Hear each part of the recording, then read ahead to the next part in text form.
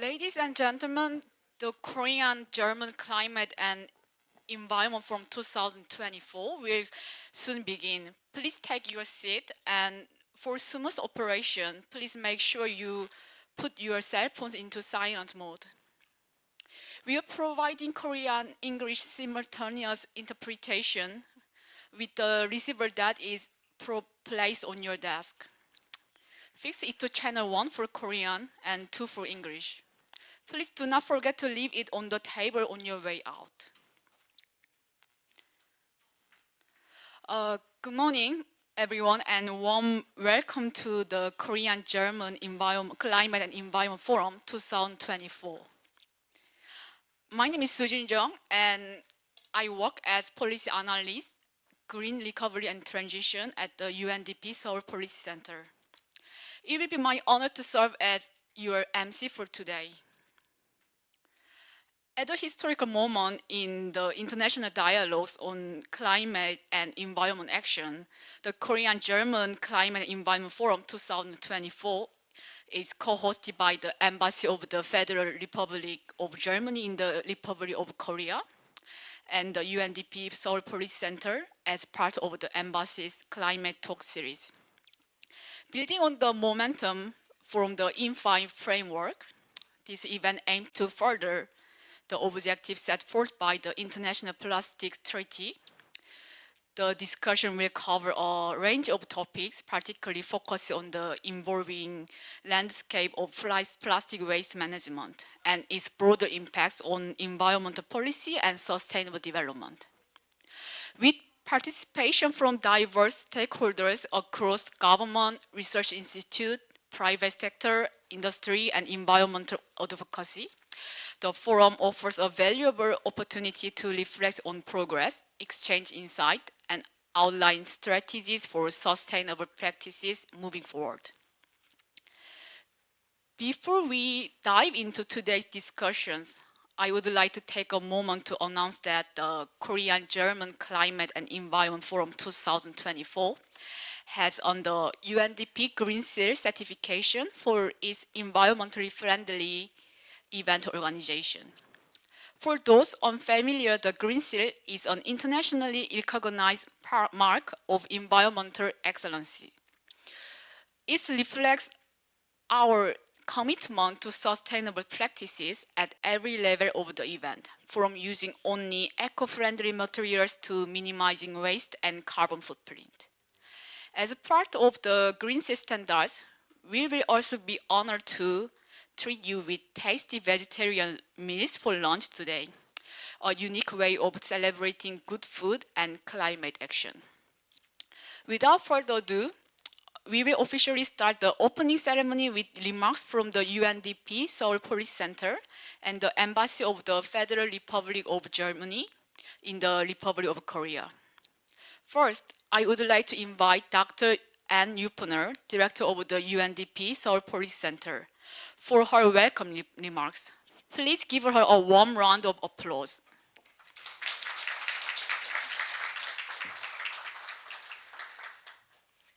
Thank you very much. Thank you very much, Sujin. Is this on? Can you hear me well? Yeah.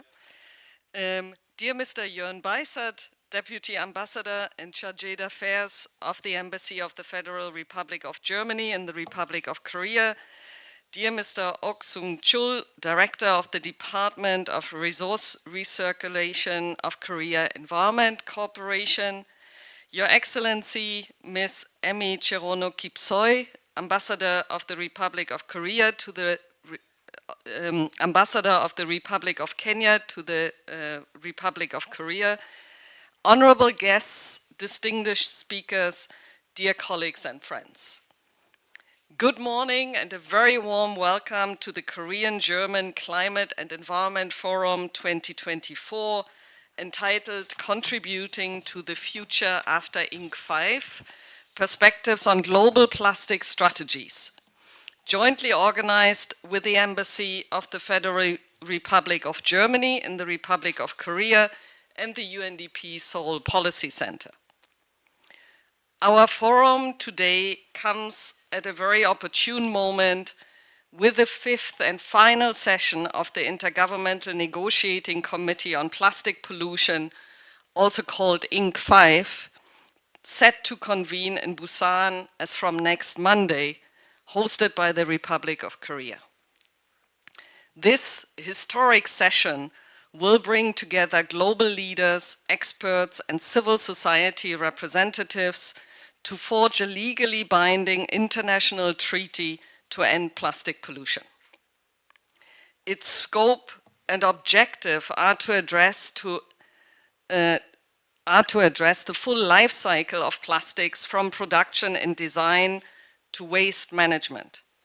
As part of the global momentum generated by ENG 5, our event today will explore how international organizations, countries, cities, communities, and individuals can make global commitments tangible and locally impactful. Despite the direct benefits that the emergence of plastic has generated in areas as diverse as medicine, food, housing, transportation, it has also brought major issues at all phases of its life cycle. From its production phase, heavily relying on fossil fuels, to its final disposal, with only an estimated 9% of plastic waste being currently recycled, plastic represents a major contemporary policy issue. Each year, we generate 400 million tons of plastic waste. That is a figure that is expected to nearly triple by 2050 to reach 1.1 billion. A significant portion of this waste enters our ecosystems, harming marine life, threatening biodiversity, and ultimately impacting our own health, threatening the future of next generations. This fact is aggravated by new findings on the permanence and the toxicity of the microplastics that are now found in our own bodies. Women in particular are disproportionately affected by unabated plastic waste, as they are on average more exposed to toxic materials due to their overrepresentation in the informal sector of waste recycling in developing countries. All of this calls for transformative change.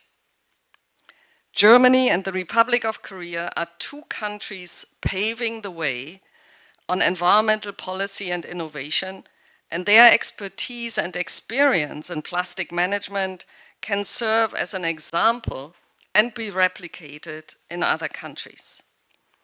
Their technical know-how, coupled with ambitions, urban policy schemes such as the extensive deposit system and the Single-Use Plastics Fund Act that went into effect in 2024 in Germany, or the extended producer responsibility in the Republic of Korea, are one among many examples of their determination to achieve a circular economy. Today, we are very fortunate to have both Korean and German experts joined by policymakers from all around the world to exchange lessons learned, present new ideas, and help identify policy recommendations and concrete solutions for developing countries in the context of enhancing international cooperation. As the leading UN agency on development, UNDP is at the forefront of efforts to reduce plastic waste and promote sustainable practices that can benefit all, including the most vulnerable populations.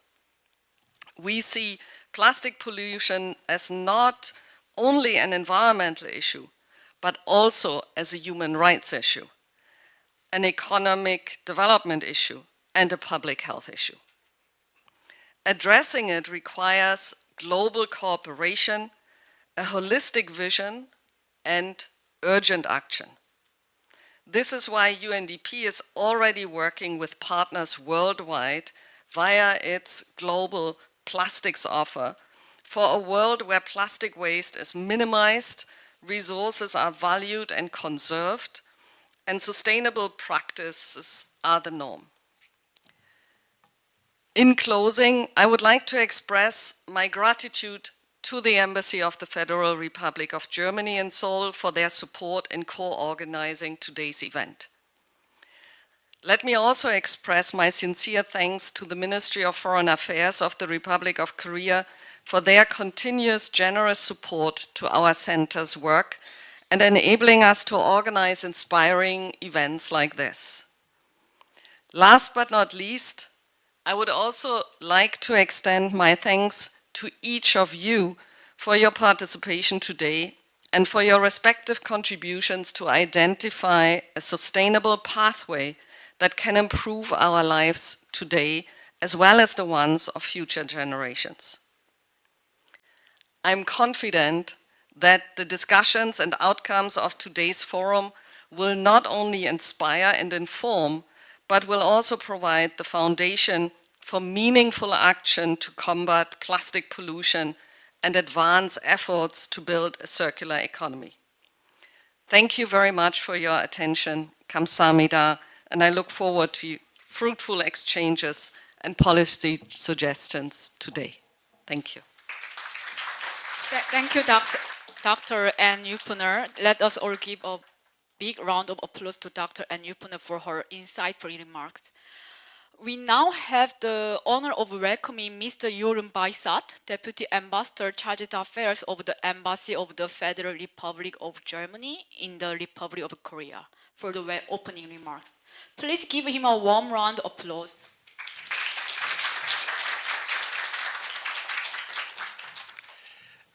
Excellencies, dear Mrs. Hübner from the UNDP Policy Center here in Seoul, Mrs. Chen Sulan, Mr. Ok Seung Chol from the Korea Environment Corporation, ladies and gentlemen. I would also like to extend a warm-hearted welcome on behalf of the German Embassy, and I would especially like UNDP for their great cooperation in the organization of this event.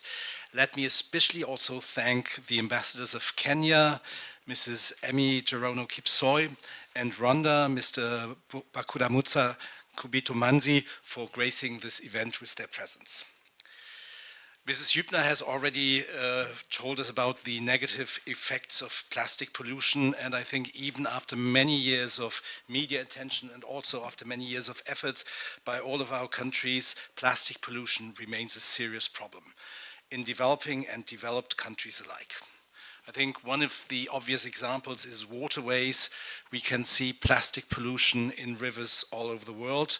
Also, the oceans are polluted with plastics, much of which we cannot see. Microplastics finds its way into our bodies with unknown consequences for human health. We need strategies to combat pollution and to make plastic products safe for us and our environment, and we have to avoid plastic pollution as much as possible.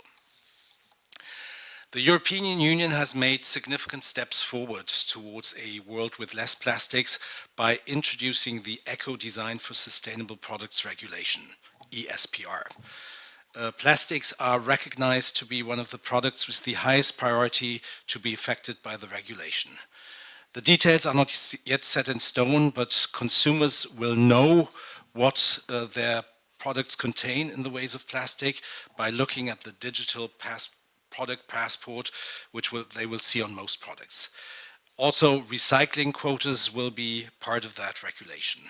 Large enterprises will face a ban to waste certain unsold consumer products, starting with footwear and clothes, in which we also find a lot of plastic. If you live in Korea, and I suppose most of you do, you will have noticed that unfortunately plastic is very convenient and therefore omnipresent. We believe that regulation, especially on the upstream side, is very much needed to ensure that we work our way towards a peak in plastic production and towards a reduction in production and consumption. We hope that this event today can help to set the tone for the coming negotiations at ENG 5, and I'm pretty sure that we'll also be able to share valuable insights on innovative approaches to combat plastic pollution. While we look at concern about the lack of progress and even retrogression at COP29 in Baku, we sincerely hope that there will progress at ENG 5. I think Germany has two priorities at ENG 5. We, as the international community, have to recognize unequivocally that the increasing plastic production has a negative effect on the environment and our health. If we cannot obtain binding quantitative targets, we at least need an aspirational goal to reduce plastic. I think it's also important to broaden the donor basis. We believe that emerging economies, among them large producers of plastic, and also the private sector, have to be tapped in order to deal with this problem effectively. I hope that this event will be a good preparation and will also provide us with a learning experience by talking about a future with less plastics. And even more importantly, I hope that against all odds, ENG 5 will be a resounding success and will allow the international community to take steps against plastic pollution, to reduce plastic production, and thereby contribute to a more sustainable and more healthy world for us all. Thank you very much.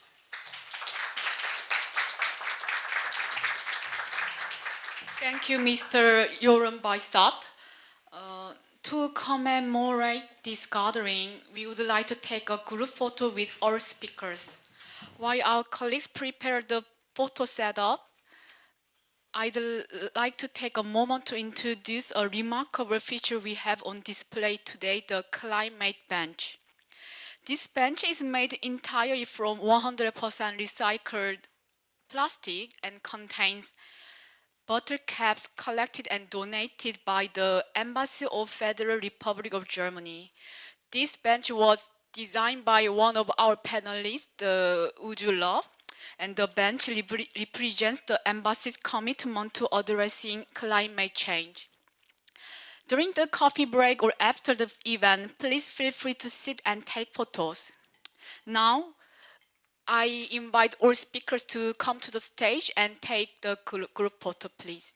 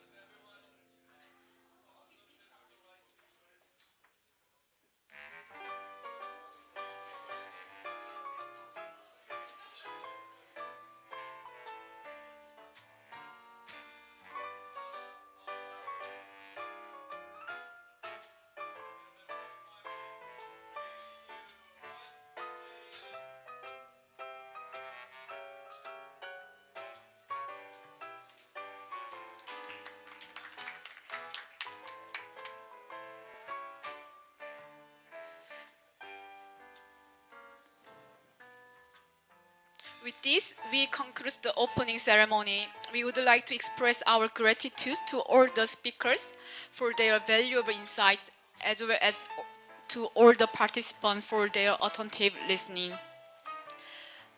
Ladies and gentlemen, we will now begin the session 1, Localizing Global Commitment at the Time of In5, Strategies for Effective Implementation of Plastic Waste Management.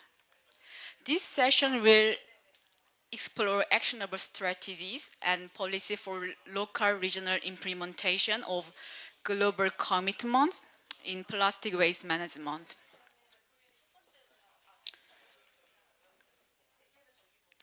To guide us through this important discussion, I'm pleased to introduce our moderator for session 1, Ms. Solan Chun, UNDP Global Plastic Lead. Ms. Solan Chun brings a wealth of experience and expertise in plastic policy and strategy formulation.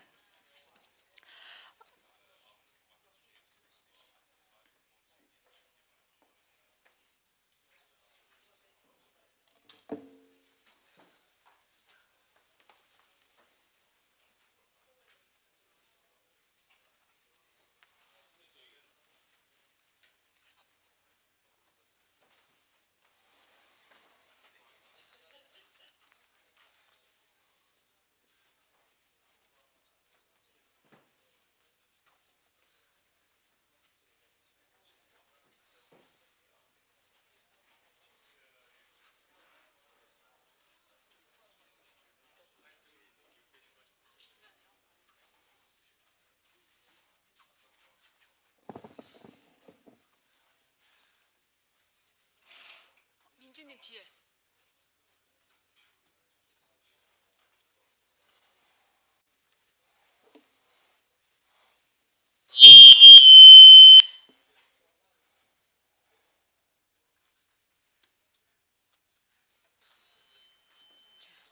Sorry for taking some time for the setup.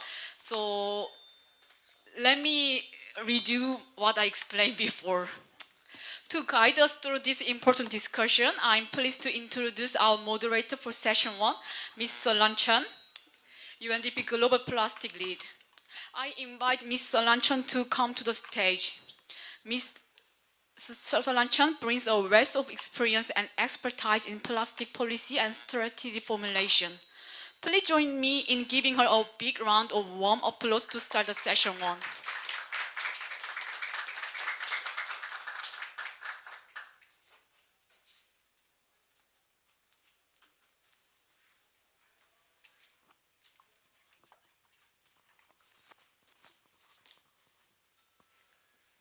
Good morning. Can you hear me?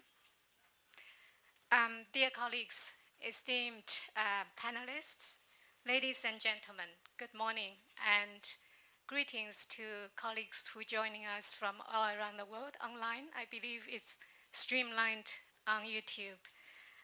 It is really my great honor to moderate the first session of the Korean-German Climate and Environment Forum 2024. Before I start this session, I'd like to express my gratitude to the government of Germany, government of Republic of Korea, my UNDP colleagues in the Seoul Policy Center for putting this important forum together. This session, entitled Localizing of the Global Commitments at the Time of INC 5, Strategies for Effective Implementation of Plastics Waste Management, comes at a pivotal moment as the global leaders prepare for the INC 5 negotiations next week. This session underscores the importance of translating international commitments into practical local solutions, and today's session will reflect the diverse perspectives and expertise required to make this a reality.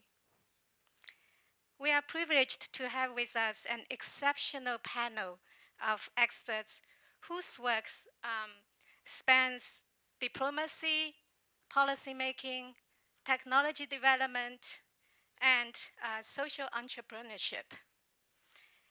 And their insights will guide us in exploring how global strategies and commitments can be adapted to local contexts and the conditions. And while we address the unique challenges and opportunities inherent in different regions, let me briefly introduce my fellow panelists, distinguished panelists. We have Her Excellency, Ms. Amy Kipsoil, Ambassador of the Republic of Kenya to the Republic of Korea.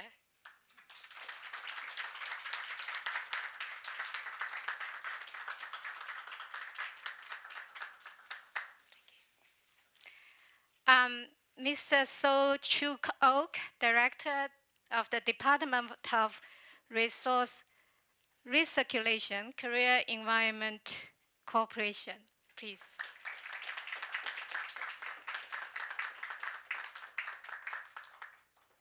Jo-Young Choi, Ms. Jo-Young Choi from International Environmental Cooperation Specialist. She's from the International Environmental Cooperation Center of the Korea Environmental Industry and Technology Institute. Ms. Choi. And my colleague from the World Bank, Samir Akbar. He is the Senior Environmental Specialist of the Environment, Natural Resources, and the Blue Economy Global Practice of the Europe and Central Asia of the World Bank. Welcome. And last but not least, Mr. Conrad Becker. He's the co-founder of the Would You Love? WYL. As you see, each of our panelists brings invaluable perspectives, and I'm eager to engage in the dialogue with all of you. Thank you for being with us. So without further delay, let's begin the panel conversation. Let me start with Ambassador Kipsoy. So Kenya has been leading the international negotiation of the and has hosted. I had the pleasure of visiting your country to participate in the third INC meeting in Nairobi. So what do you believe are some of the most significant challenges for Kenya to address plastic pollution? And could you share some of the strategies or initiatives from your country that has implemented to tackle the problem? And I understand there's a new ban introduced recently. So in this context, what lessons can other countries learn from your country's experience? Over to you, Ambassador. Okay, thank you for having me. And this juncture, I just want to give my appreciation to the Embassy of Germany and UNDP and the Korean government for putting this together and also inviting us to share in this space of having a conversation on plastic pollution. This is a matter that as a country we take seriously, and our government, the current government, has prioritized plastic pollution and climate change as a major issue.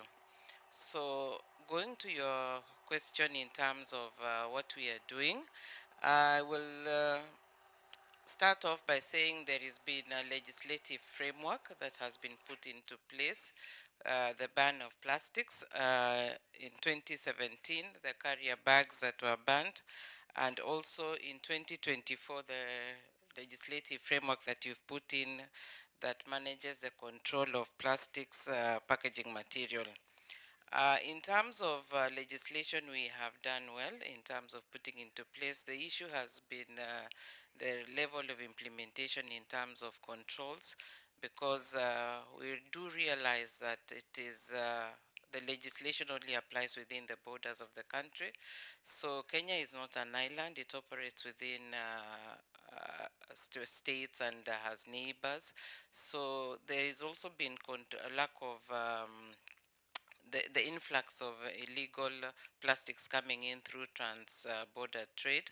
That has been a major concern, as well as the need to really scale up the implementation of the policy. So as a lesson going forward, we do realize that this is not an issue that you can tackle in isolation.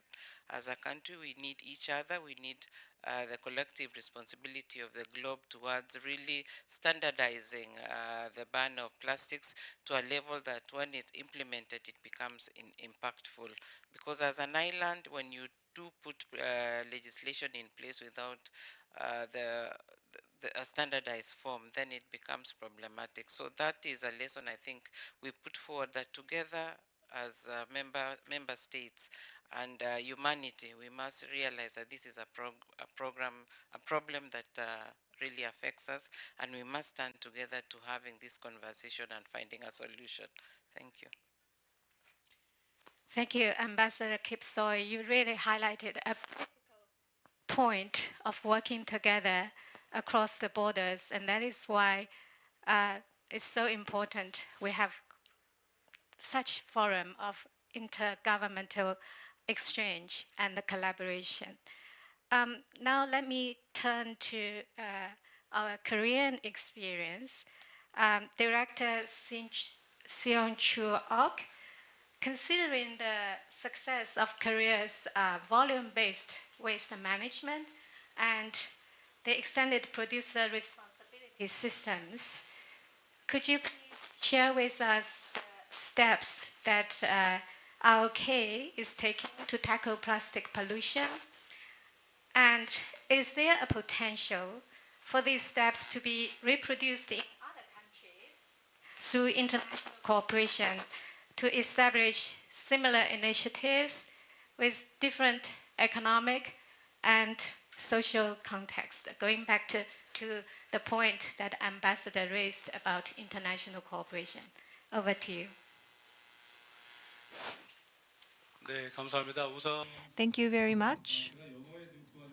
I am not fluent in English, so I ask you for your understanding that I will be speaking in Korean. Please utilize your interpretation receivers. Thank you for this invitation.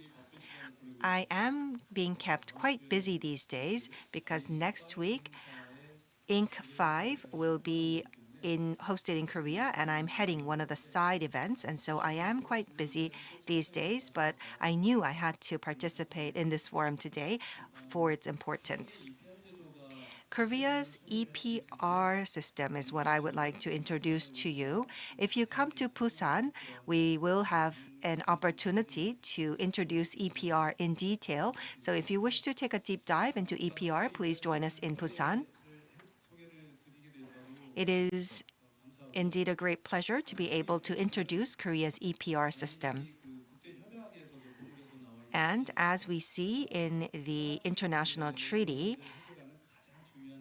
EPR is the most important tool to solve the plastic issue. Korea's EPR system also deals with the polluters pay principle.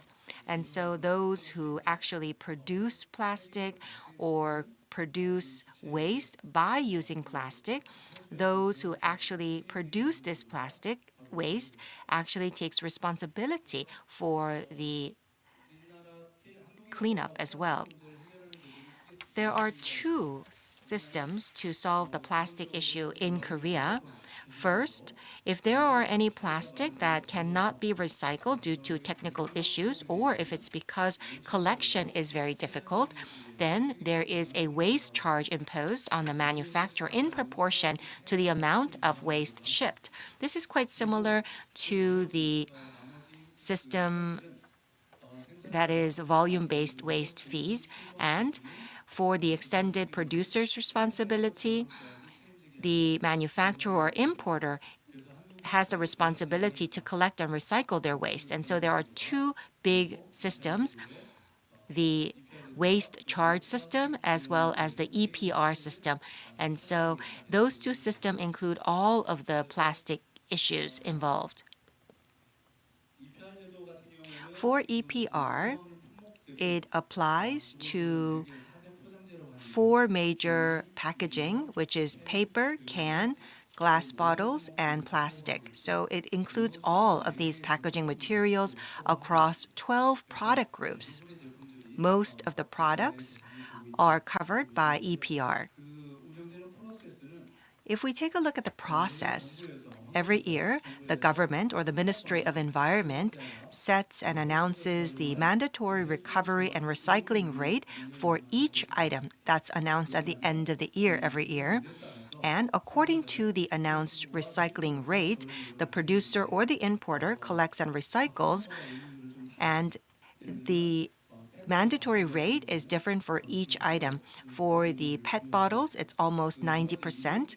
And for other single-use plastic items, sometimes the collection is difficult, and so the mandatory rate is a bit lower for other plastic products. So for the full year, the producer or the importer makes an effort to collect and recycle, and if they achieve the mandatory rate for recycling, then that amount is then supported to the industry. So what is important is that for the EPR system, it actually works to support the industry as well. If a company does not achieve the mandatory rate, then they are actually given a punitive fine. And so the producers or importers, they need to collect their products, or they will need to create a cooperative to conduct collecting together in a collective way. So that is the process. Korea's EPR was introduced in 2003, so we are in our 21st year. And so in the last 21 years of operating, we have been able to recover and recycle 29 million tons. And economically, this would be equal to 12.182 trillion Korean won. This EPR system, in order for it to take root, it does go through a few steps. And the first of which is what we started in 1995, and that is the volume-based waste fee system. So consumers, so all people in Korea, when they throw out waste, they need to pay a fee, and that is actually to give them a sense of responsibility. So if you throw out more, then you would pay a higher fee based on the volume-based waste fee. And we also have the recyclables separation system. For example, we need to separate recyclable resources and final waste. And so, recyclable separation system was launched with the volume-based waste fee system. So ultimately, the goal was EPR, but in order to achieve EPR, we did go through several steps.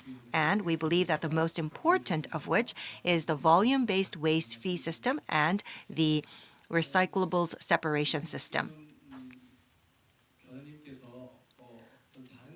Well, our moderator also talked about cooperation with other countries. So at our cooperation, Korea is working to create a portfolio. We already have a portfolio to achieve EPR. And so for each country's development stage, we would diagnose our partner countries, and then we would recommend the portfolio for each country. Recently, we have worked with Vietnam and the Philippines, and Korea's EPR system has been applied to different countries already. So we are ready to cooperate. And so if there are any requests for cooperation, we are willing to cooperate with you. Thank you.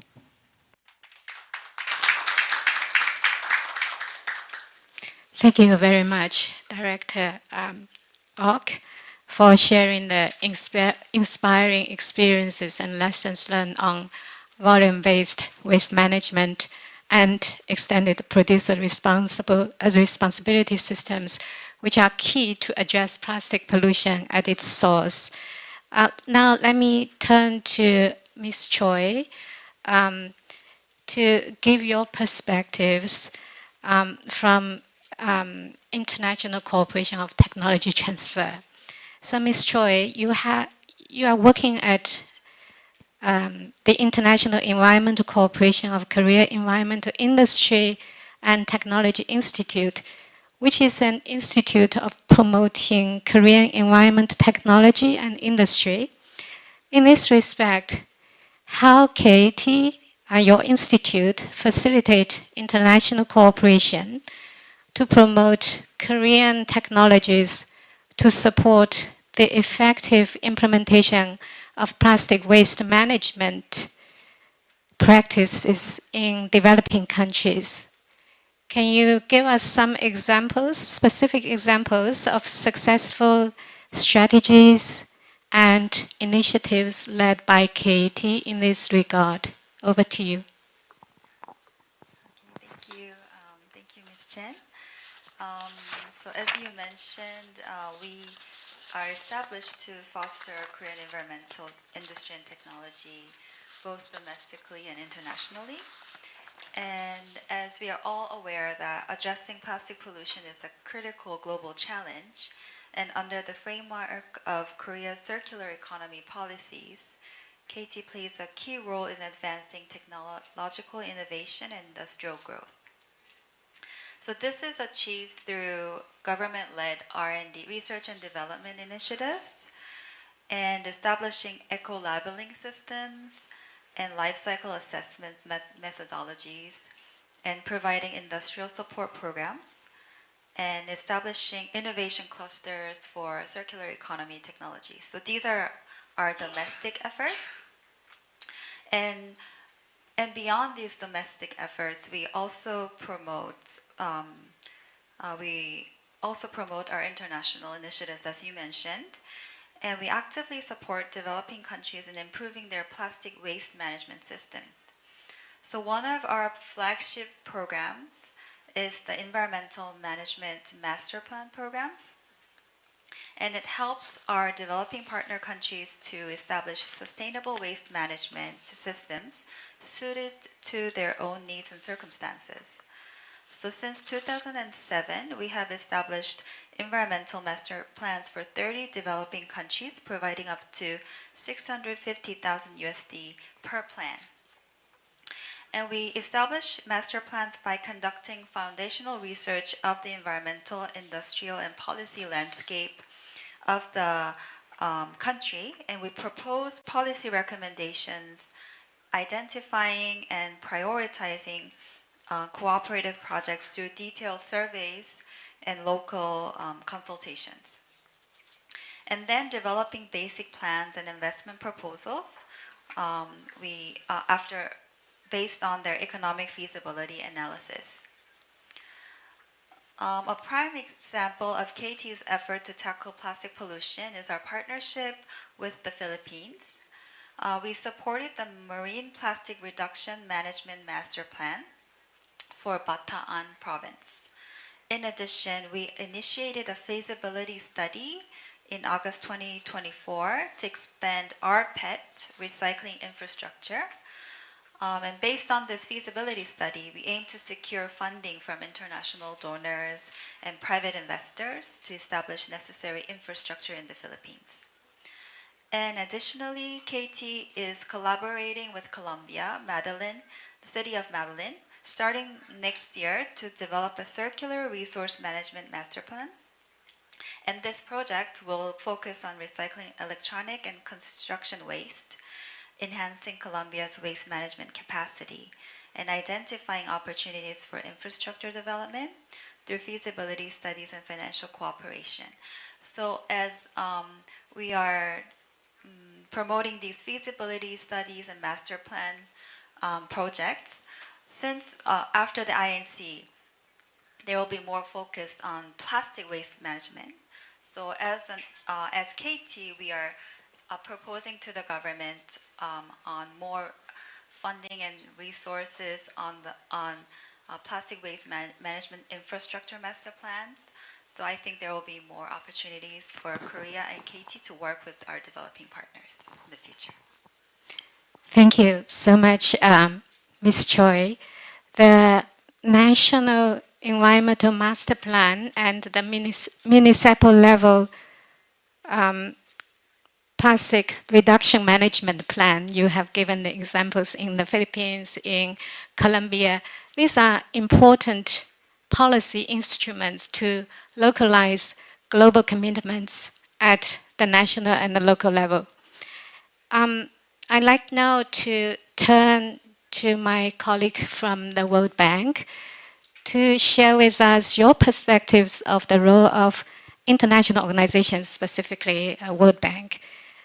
What role can international organizations such as the World Bank can play in bridging the gap between the global plastics targets and the mandates and the national and local level implementation in countries with varying conditions? We're not talking about clear-cut, unanimous conditions. What is your perspective on the follow-up of the upcoming plastics treaty after the next week's negotiations? Over to you, Samir.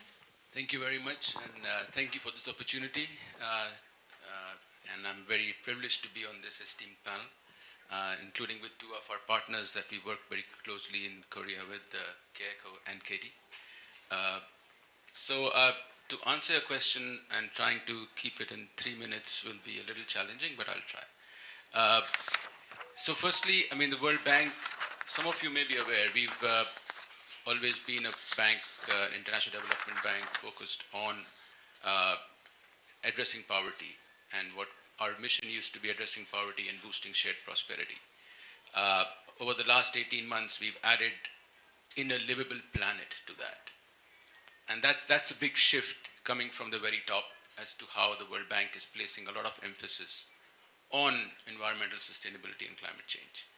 And that's driving quite a lot of what we are doing going forward. So more specifically, on how we've been helping and can help countries in different development contexts. It's the same kind of playbook that applies to different countries, of course, tailored to their context. Basically, if I may point out, I mean, the way we've been doing with countries is working, one is supporting analytics, which is really important to sort of do the data collection, set the baselines, put in place the monitoring systems, doing the studies on economics of addressing plastics and the like. The second is to support countries on developing policies. And that's been very much something that in the run-up to this INC, but building up since the first INC, we've had more and more country demands to support them thinking through about important policy initiatives that they can take. For example, even looking at EPR, and in that context, actually, we've worked closely with KECO in the case of Philippines. Thirdly, I would say is that we've been working, obviously, the big chunk of what we do is investments. And investment support is what we are asked by countries most importantly. And I can give you two quick examples. We've launched a $20 million program with the ASEAN Secretariat on Southeast Asia on pollution management for plastics over the last year and a half. And that's still going on, helping countries really increase the recycling, minimize leakage to the marine environment and the like. Similarly, we do a lot of projects even before plastics became a thing on solid waste management. One of our big projects in this region is a $100 million project with Indonesia, where we are supporting upgrading their solid waste management infrastructure, but with a lot more focus on plastics going forward. We support a lot of work because as an institution, we have many sectoral, we work across all sectors pretty much. So we do a lot of work trying to bring sectors together. A good example is working with fisheries and tourism. You know, we do a lot of work in coastal countries where we're trying to bring together, I mean, probably many of you are aware of ALDFG, which is the acronym for, many acronyms for abandoned, lost, and otherwise discarded fishing gear, which is a big problem, which needs to bring together these kind of sectors to work together. And last but not the least, we do a lot of convening. I mean, as the World Bank, we do have some convening power, and we do a lot of convening and partnerships, which leads me to, very briefly, to your last point on the run-up to the to INC and what our role sort of supporting countries is. We'll continue to do the same that we have been doing, right? I mean, which I mentioned. INC, I mean, we've been quite visible in the INC, primarily on demand from countries that we support. And including this INC, in fact, we are working closely with KECO in this INC particularly on, while they are quite focused on EPR, they've asked us to do some consultation workshops on the financing side. And on financing, let me say that we've been thinking, and we've been invited by some of the working groups around INC to think through the financing mechanisms once we have a treaty, inshallah. And then, you know, how can we go forward in supporting the implementation of the treaty, particularly the financing mechanism. So let me stop there for now. I know I've overstayed my time. Thank you, Samir, for highlighting the roles of the World Bank in data information analysis, policy, investment, and convening power of an international organization that I think UNDP also works along similar lines. I'm sure we have a lot of synergies to explore for future collaboration.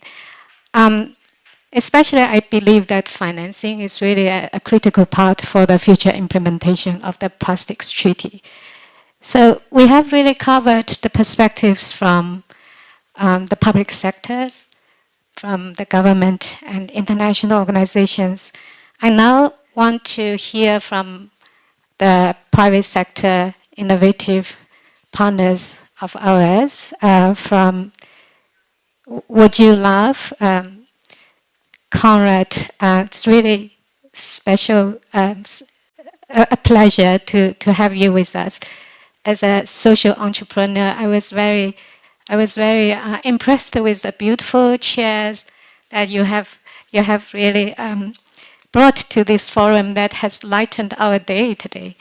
As a social entrepreneur, how do you approach changing the company's behaviors towards plastics use and the waste reduction?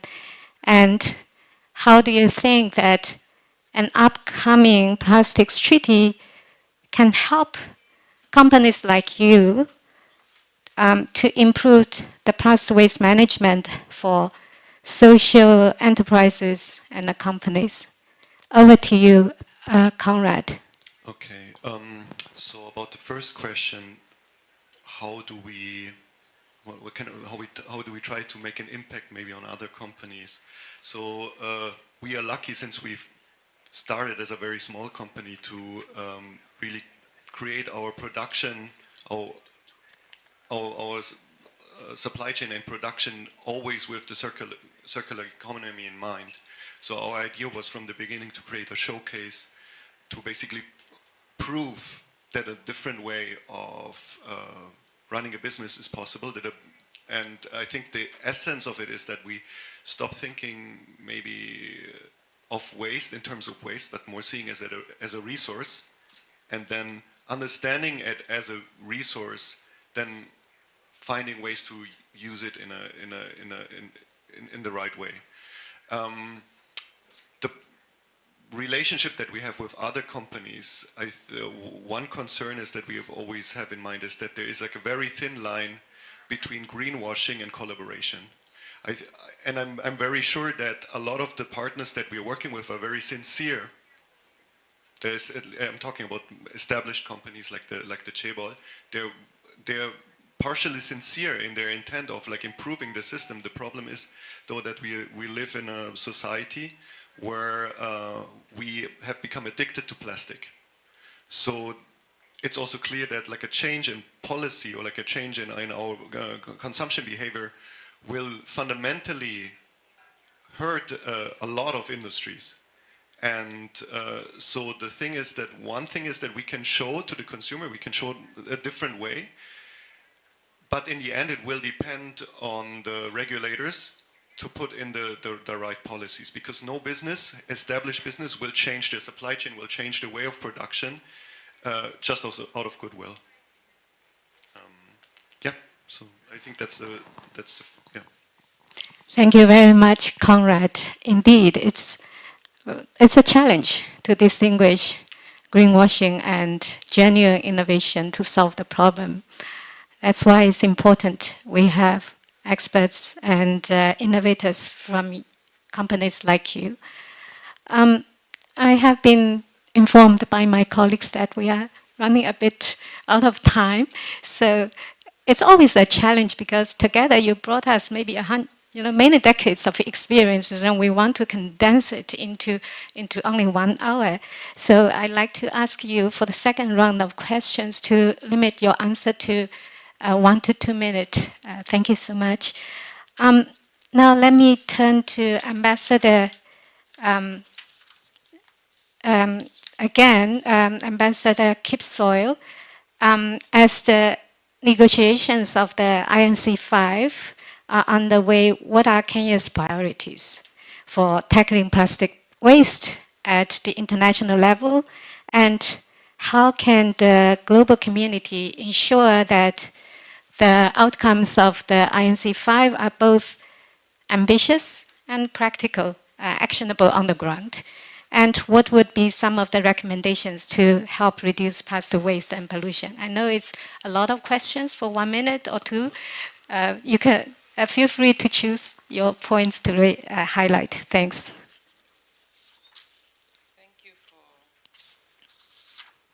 Thank you for your question. I will be brief. I think for Kenya, it is our hope that there will be a global realization that plastic pollution is a threat to our lives. And that being the realization that we will make is then to say, how do we move forward to protect human health, promote responsible use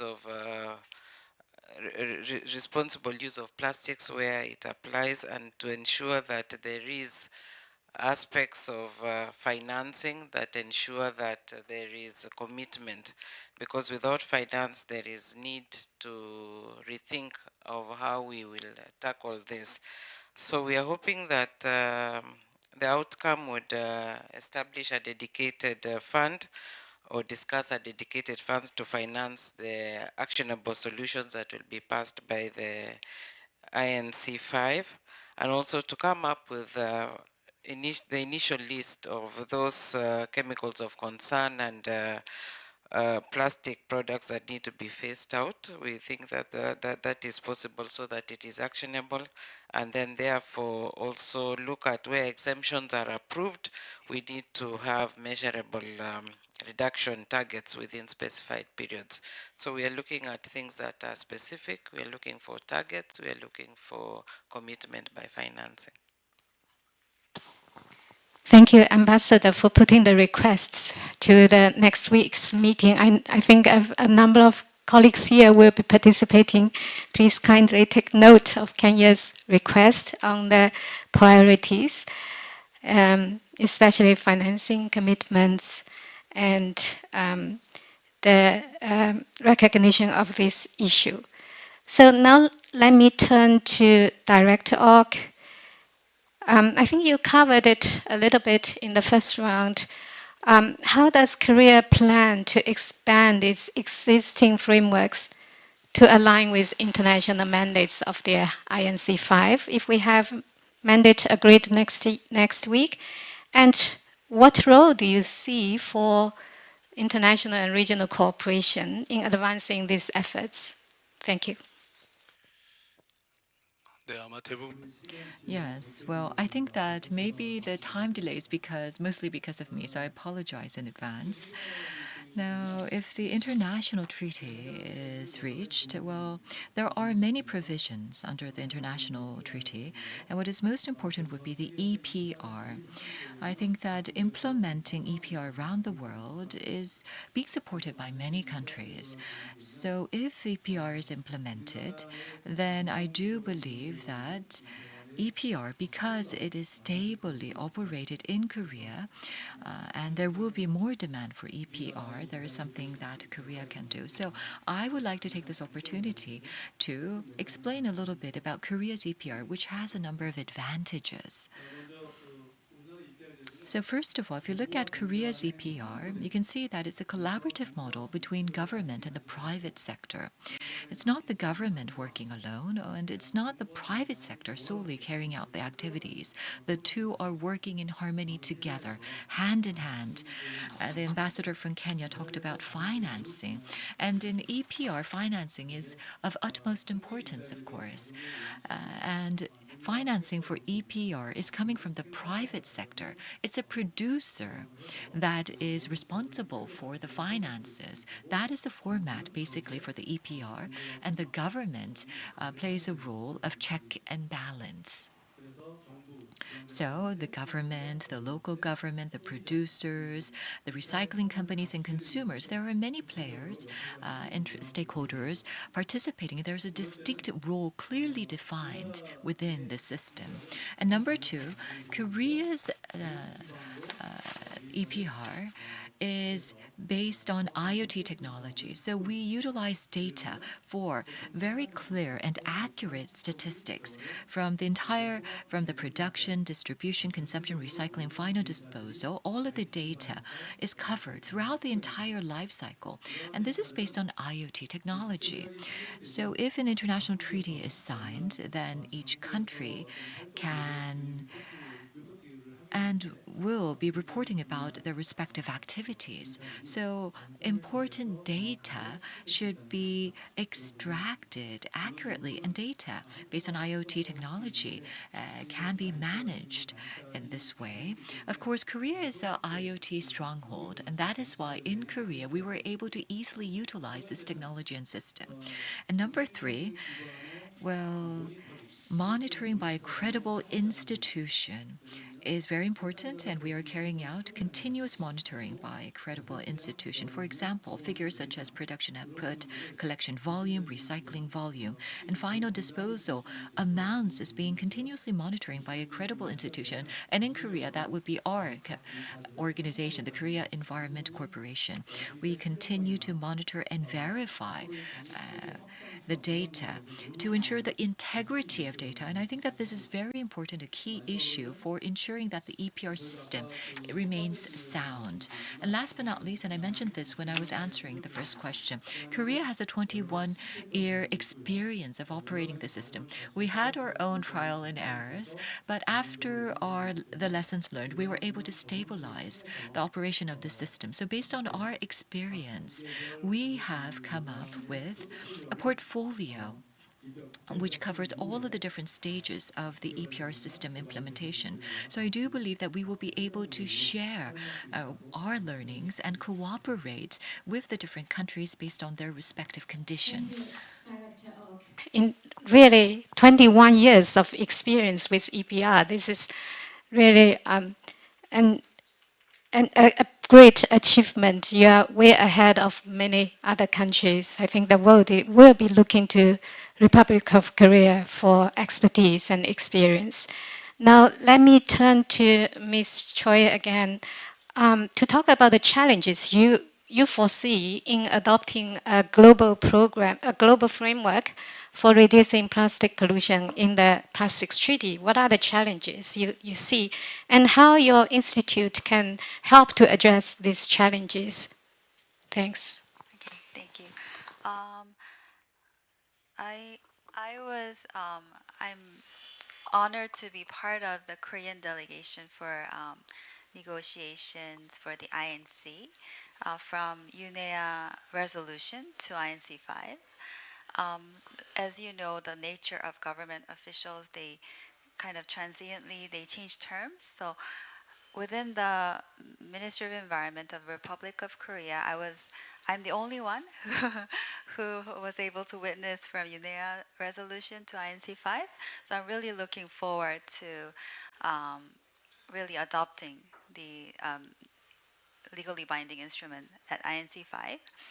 And during the negotiations, we hear many countries' positions. So we're thoroughly aware of the positions of our developing countries. They really want to solve this problem together, but lacking technology development and infrastructure. So I think like the challenges that our developing partners face would be, as I mentioned, lacking infrastructure and policy frameworks that is necessary to manage plastic waste effectively. And there's a imbalance of finances, of course.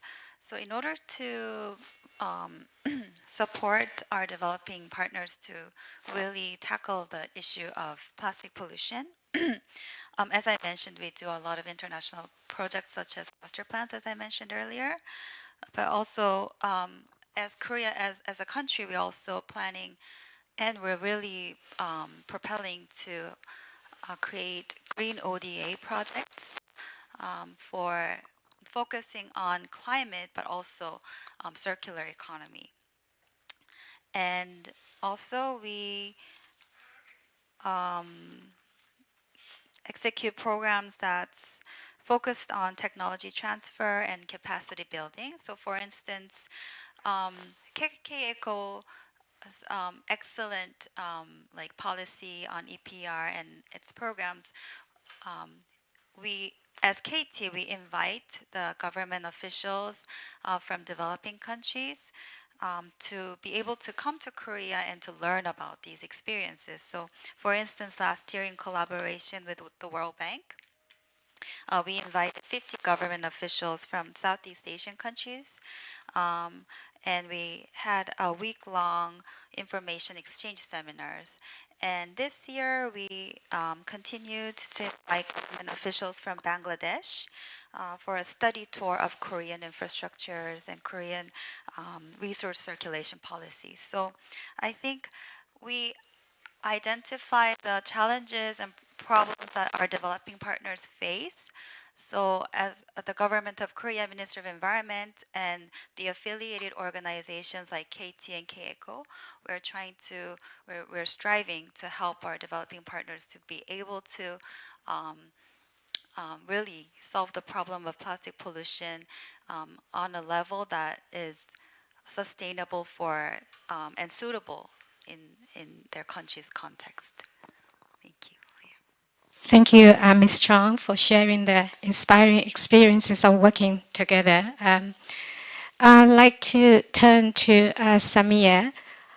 Finance, technology, and the capacity development are the three key aspects that we need to address to deal with the plastic waste.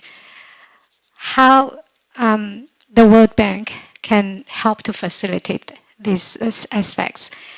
And if we give you a magic wand to solve the problem, how could all actors can make sure everyone can work together to help the developing countries? And what policy steps are needed? Thanks. Much.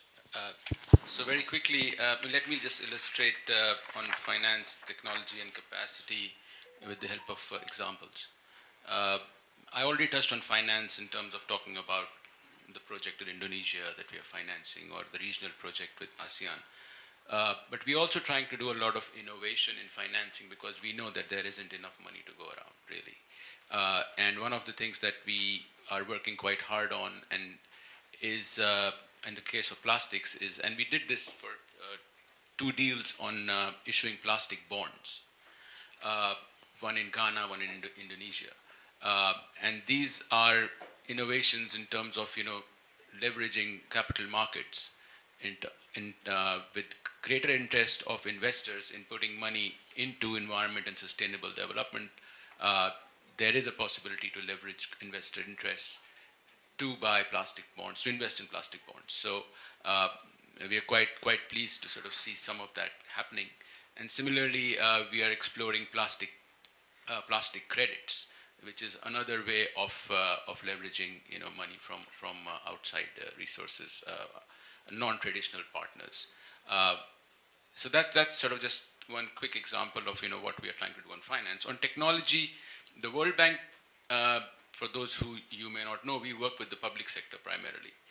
Our sister agency, the International Finance Corporation, which is part of the World Bank Group, works more with the private sector.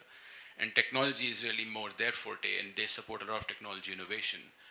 One of the recent ones is a large project that IFC is funded with a company called Indorama Ventures, which is really globally helping to sort of invest a lot more in recycling, especially PET bottles.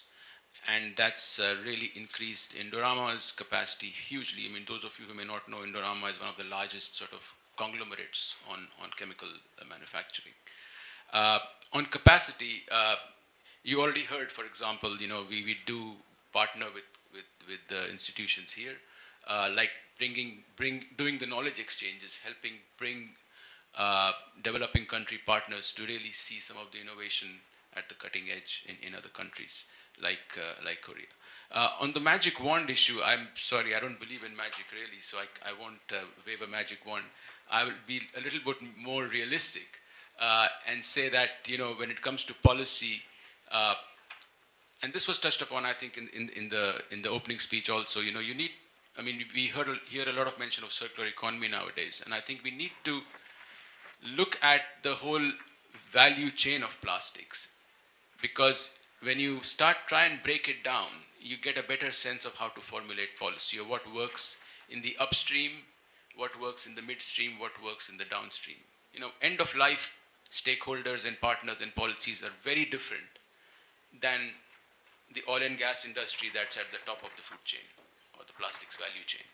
So it's our experiences and our suggestion is to sort of really break it down, break the value chain down into its different segments from the very top to the bottom, and then you probably have a better sense of what kind of policies work. There are many policies that have worked globally in addressing the environment agenda, but not everything may apply at each stage, from market-based instruments to command and control policies. So let me stop there. Thanks. Thank you, Samir. Indeed, there's no magic wand, but perhaps together we can create many magic wands to solve this problem. Now let me turn to Conrad. You really have a very interesting background, being a founder together with 3 Korean founders for the organization which you love. As a German co-founder of the social enterprise, could you share your thoughts on how we can approach to integrating social entrepreneurship with sustainability, considering the different contexts between Korea and Germany? Thanks. Yeah, so I think they're quite different. I have to say though, I've been living the last almost 18 years in Korea, so I left. Basically, I haven't really spent much time in Germany as an adult person.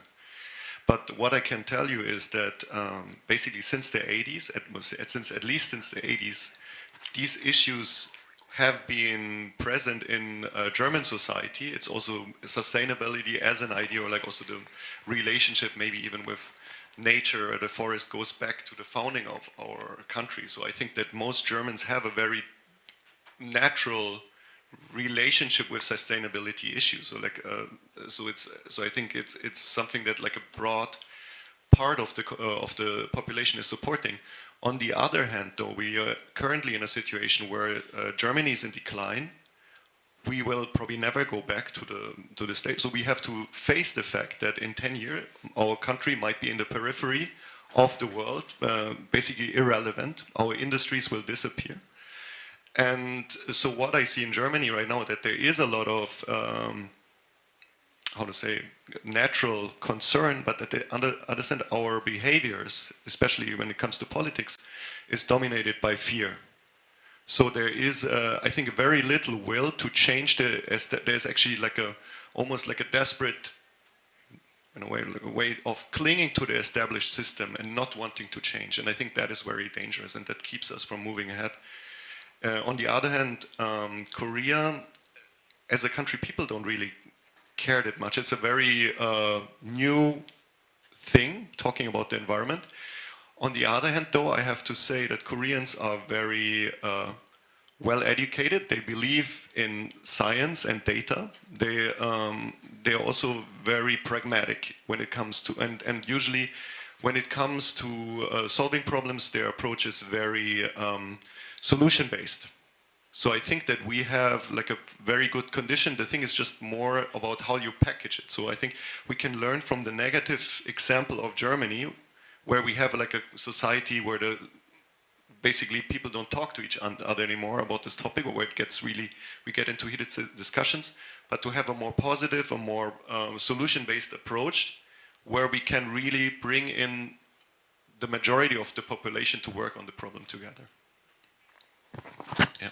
Thank you so much, Conrad. Regarding the fear we are facing in this time, I really like your company's name, because love is the antidote to fear we face in our life. Yes, we believe so. Yeah. Yes, love to all of you. So I understand we have already used our 1 hour, but I really want to give the opportunity to our very patient participants here to raise questions or sharing your thoughts. So I'd like to open the floor for questions or comments. Please. Good morning, panelists. My name is Wanda. I'm coming from UN Women Korea, so I will be asking the uncomfortable gender questions.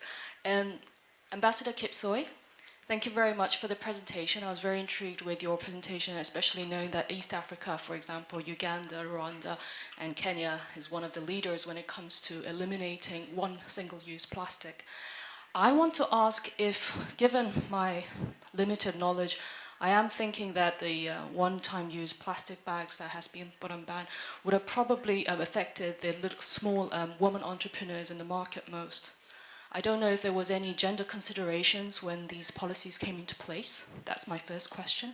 And my second question is, given the wealth of knowledge that the East African bloc has on banning plastic, banning single plastic usage, is this something that you, as a country, or as a East African bloc, is willing to share with the others? And I think definitely countries in Asia, plastic-philic countries such as us, Japan, China, Southeast Asia, can definitely benefit from the knowledge that you have accumulated. Thank you.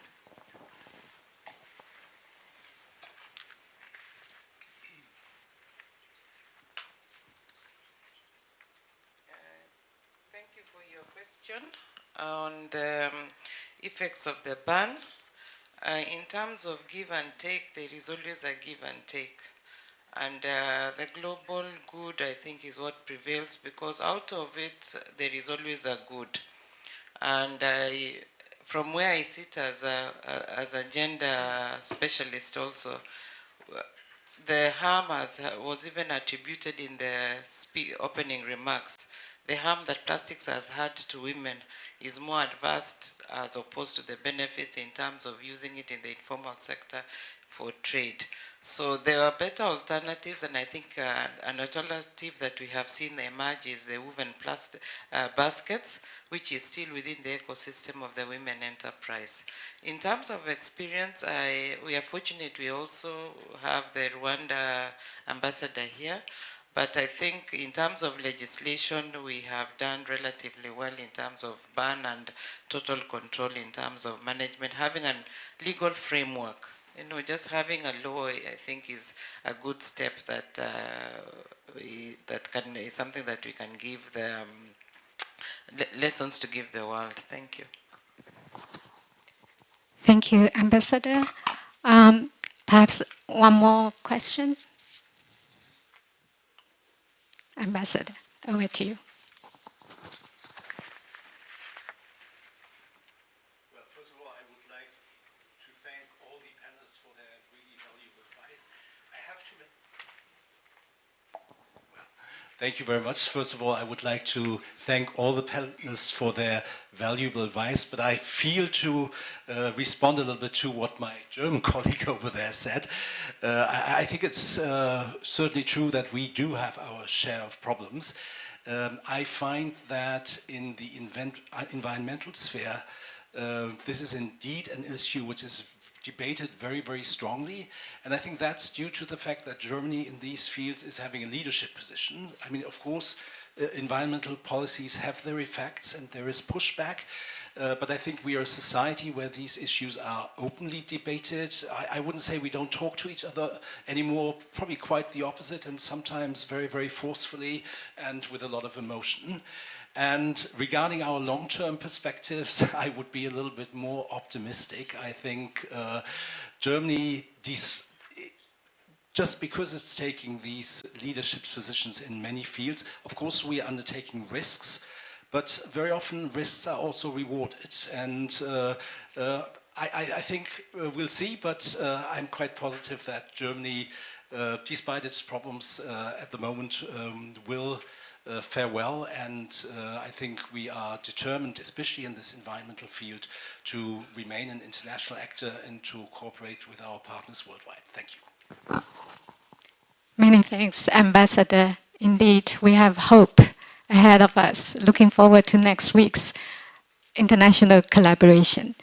So, colleagues, we have now concluded the first panel, and many, many thanks to our distinguished panelists for sharing with us your insights and perspectives.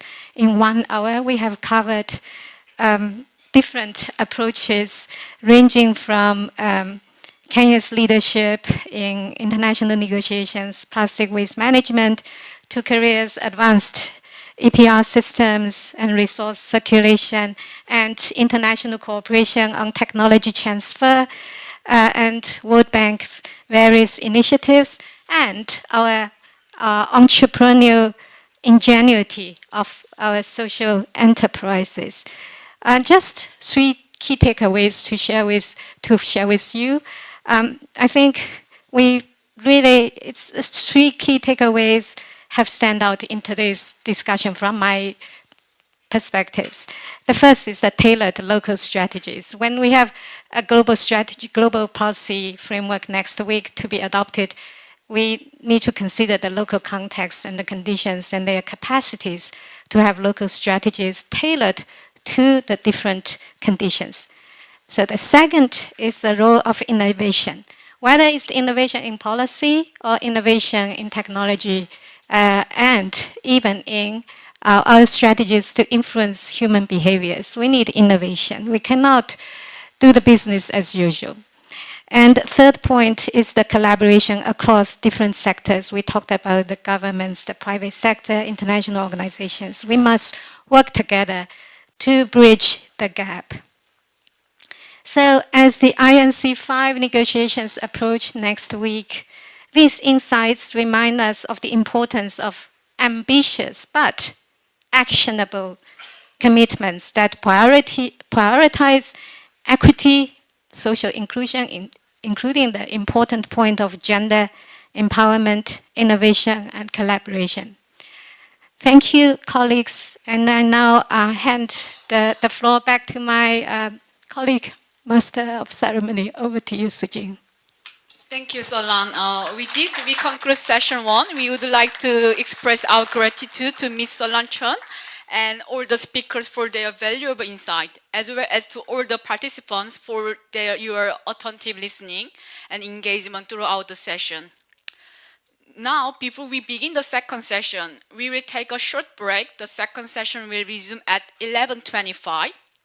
Please make sure to return by 11:25. Coffee is available at the back of the room, so please feel free to help yourself. Thank you.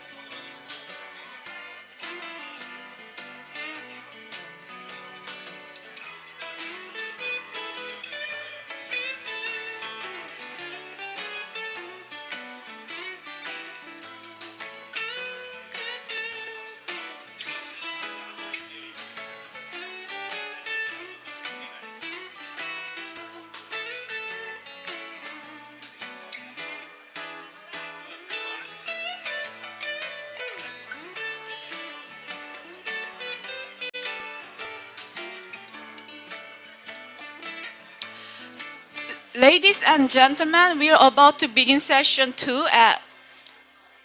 We kindly ask you to take your seat. Thank you. For the smooth running of the event, we kindly ask you to turn off your mobile phones or switch them to silent mode. Simultaneous Korean English interpretation is available. If you need interpretation, please use the receiver provided in front of you. Channel 1 is for Korean and Channel 2 is for English. Please remember to leave the receiver on the table when you leave.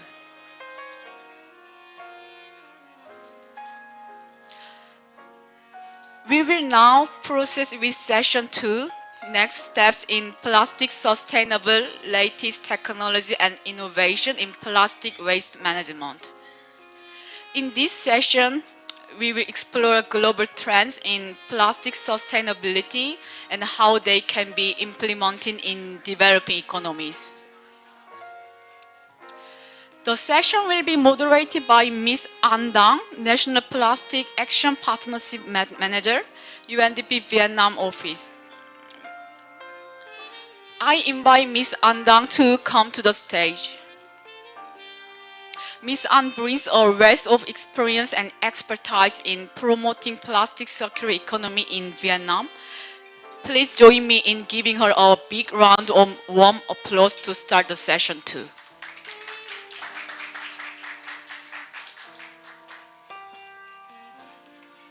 Thank you very much. And now let's move to the second section of the forum today.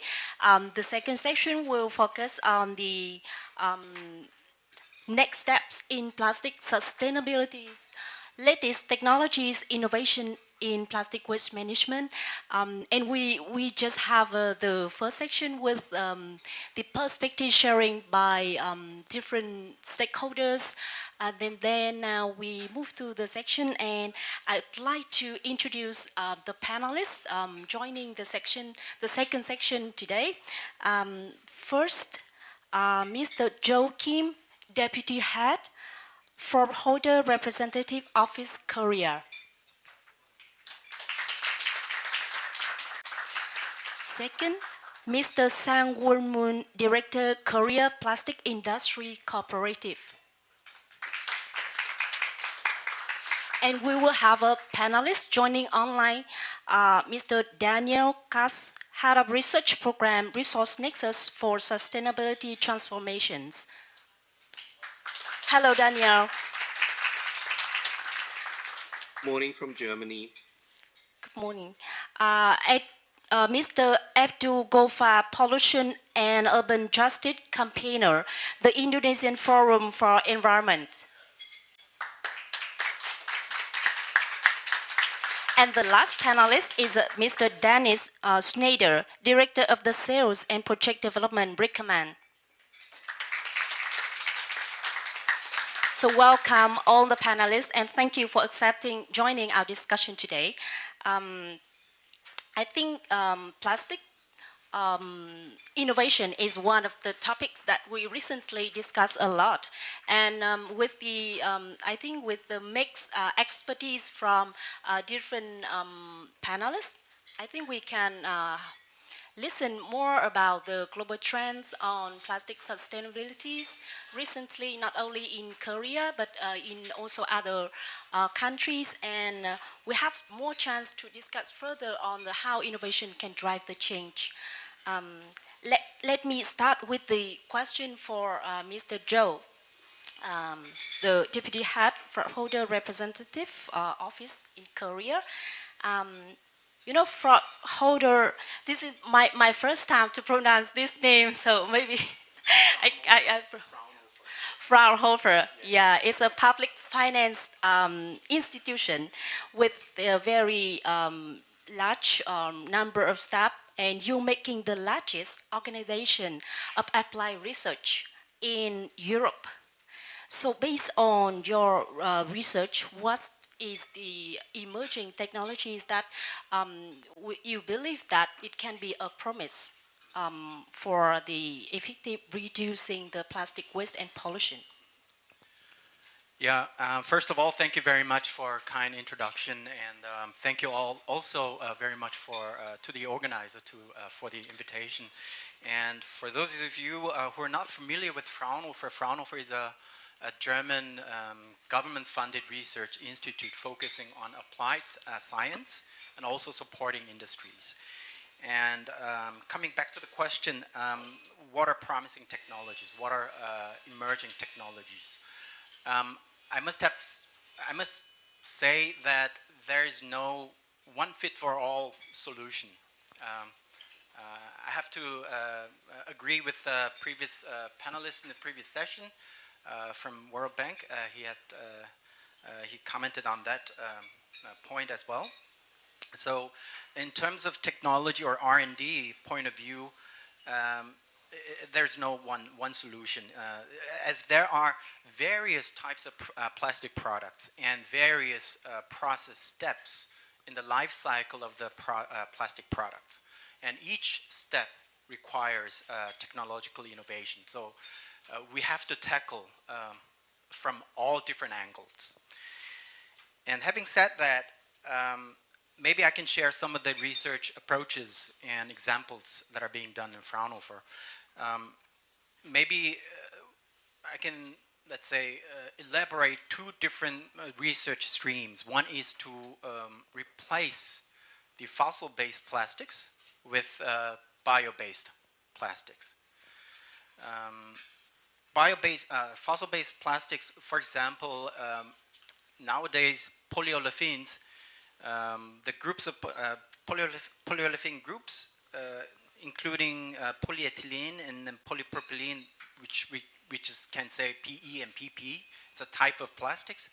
Consists of, as far as I know, nearly 50% or half of the world plastic production nowadays. And because of its nice properties like chemical resistance, high chemical resistance, and very strong and very low moisture absorbing properties and so on, it's being used in the various industries like packaging industries and building constructions and automotive, electronics and electricals and pharmaceuticals and many more. And market statistics say that the market outlook for these plastic products will continuously grow due to its functionalities. And that means, in the end, not so good in the perspective environment. Therefore, the researchers in Fraunhofer are trying to come up with replacing substituting bio-based plastic, like biodegradable plastic, like PBS. PBS is a shortened abbreviation for polybutylene succinate. So one might say this might not be the perfect solution, but we have to try everything that's possible. And such, let's say, bioplastics or biodegradable plastics still lacks the functionality and properties to compare to the fossil-based plastics, therefore needs a lot of research and development. So Fraunhofer Institutes are working on this aspect to improve the performance of the bio-based plastic like PBS. Another approach would be that, of course, recycling. Recycling needs a lot of innovation. First of all, we can think of applying AI technology in a sorting process. If you recall plastic products in our daily lives, one plastic product is in many cases composed of different types of plastic in one product. If you want to recycle it, you have to separate them to bring the recyclability up to a more higher efficiency, and therefore sorting is a quite important step. And also we have one of the Fraunhofer Institutes called Fraunhofer IVV. They developed a process called creosote process. This is quite interesting process that you have the pre-shredded plastic waste, and you put it into a pot where creosol formulation, the liquid formulation is there. And in the plastic waste, which is maybe consists of different types of plastic, if you want to target to recycle one type of plastic in that plastic waste, for example, if you want to recycle PE out of this waste, this creosol formulation only makes the waste to dissolve, the only targeted plastic to dissolve in the bottom of the pot. And you collect them and you dry them, and you going through the extrusion process to make as a polymer granulates into a nearly similar to the virgin plastic material, which can be recycled and which can be applied to the original application. So in many cases, recycled plastics lacks the purity of the product. Therefore, I heard many plastics cannot be used in the same application again. And in that sense, this type of technology could help to use the recycled plastic to original application. Yeah, thank you.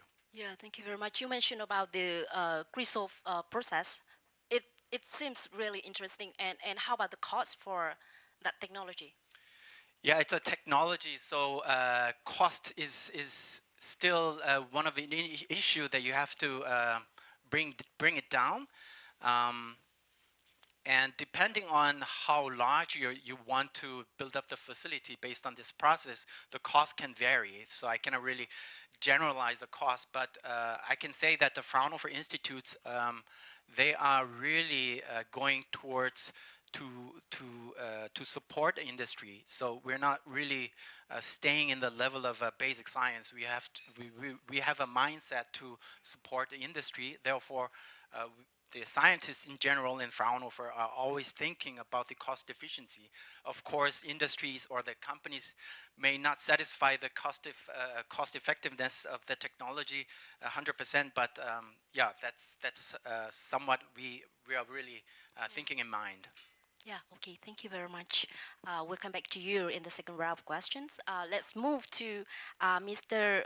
Sang Gun Moon, Director, Korea Plastic Industry Cooperative.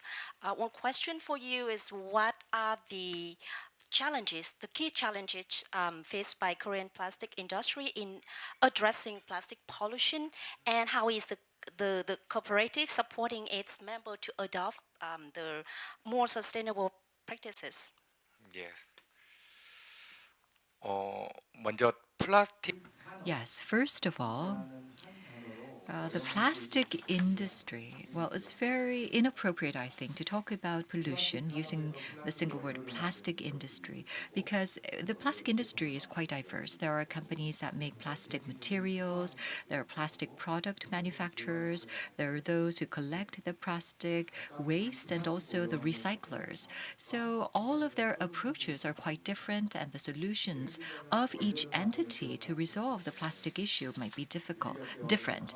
For example, if it's about the plastic materials, then there can be many different recycling methods, and that their approach will be different from the PET producers. And also, if it's a PVC producer, then their approach will be quite different from the other entities. And also, the companies that manufacture plastic producers, well, for example, for the single-use product makers, their approach will be different. And then for those who make automotive parts or electronic goods, their approach will be quite different from other entities. So if you want to find a solution to plastic pollution and plastic waste, we need a very detailed approach, and we have to break down the industries and have differentiated approach. But generally speaking, if you look at the plastic pollution occurs primarily when plastic product waste is not properly collected or processed and is released into nature. The release into nature can be divided into intentional and unintentional releases. Intentional intentional release mainly occurs when plastic waste is disposed of without following designated disposal methods. As you know, Korea has a well-established system for handling non-recyclable waste and collecting recyclable waste. So, intentional release is not considered a significant concern. However, the treatment of non-recyclable waste mainly involves heat recovery through incineration. So, of course, heat recovery is involved, but to reduce greenhouse gas emissions from incineration, there is a need to reduce the amount of non-recyclable waste, which I think is one of the biggest challenges that Korea is faced with. For recyclable waste, it should be recycled to preserve its value. However, there are significant issues such as the influx of contaminated plastic waste and the presence of mixed plastic waste containing various types of plastics, making physical recycling difficult. Furthermore, the sorting systems for mixed plastic waste are not yet fully developed. So, at our cooperative, we have been supporting our members in two ways, and one is to support the production of more eco-friendly products such as biodegradable plastics to minimize environmental pollution when plastic waste, whether intentional or unintentional, is released into nature. Another is to find application uses to increase the use of materials recycled from plastic waste. So these are the two focal points for us when we support our members. Yeah, thank you very much for sharing the approach for the cooperative in like promote the plastic sustainabilities. I'll come back to you later. And then one question for Daniel. Daniel, can you hear us? Yes, Okay, I can great, hear you great. well. Great. From your research experience as the head of research program for resource nexus for sustainable transformation and as a professor at United Nations University, what recent advance in plastic recycling and waste treatment technologies in Republic of Korea and Europe do you see as feasible for implementation in the region with fewer resources and infrastructure, and that would deserve specific policy support by all actors? Thank you very much for this question. And firstly, it's important to note that the waste management systems in the Republic of Korea and the European Union on the one hand, and the Global South on the other hand, are very different. So not everything can be simply transferred. The first major difference actually comes far before recycling or disposal, and that is the collection rates, as Mr. Nam actually already highlighted. So reducing plastic waste and increasing the collection rates is really a first priority. And some steps can be followed fairly easily here in countries of the Global South. For example, banning certain single-use plastic items like plastic straws or plastic bags. But even though this is happening already in quite many countries, we have also heard in the previous panel that even such simple measures can sometimes create challenges like, for example, disproportionately affecting women in the informal sector. So they should be done in consideration of all the indirect impacts that they have. Another aspect could be deposit systems. When we look, for example, at PET bottles, deposit systems can really strongly increase the collection and recycling rates. In Germany, we introduced a deposit system for single-use PET bottles in 2003, and today about 98% of the PET bottles are returned through this system. And bottle to bottle is really a form of recycling that works very well in practice. Mr. Kim of the Fraunhofer Association mentioned that a lack of purity in recycled plastics can be a problem. And if we really collect one type of plastic separately, this problem can easily be overcome in this way.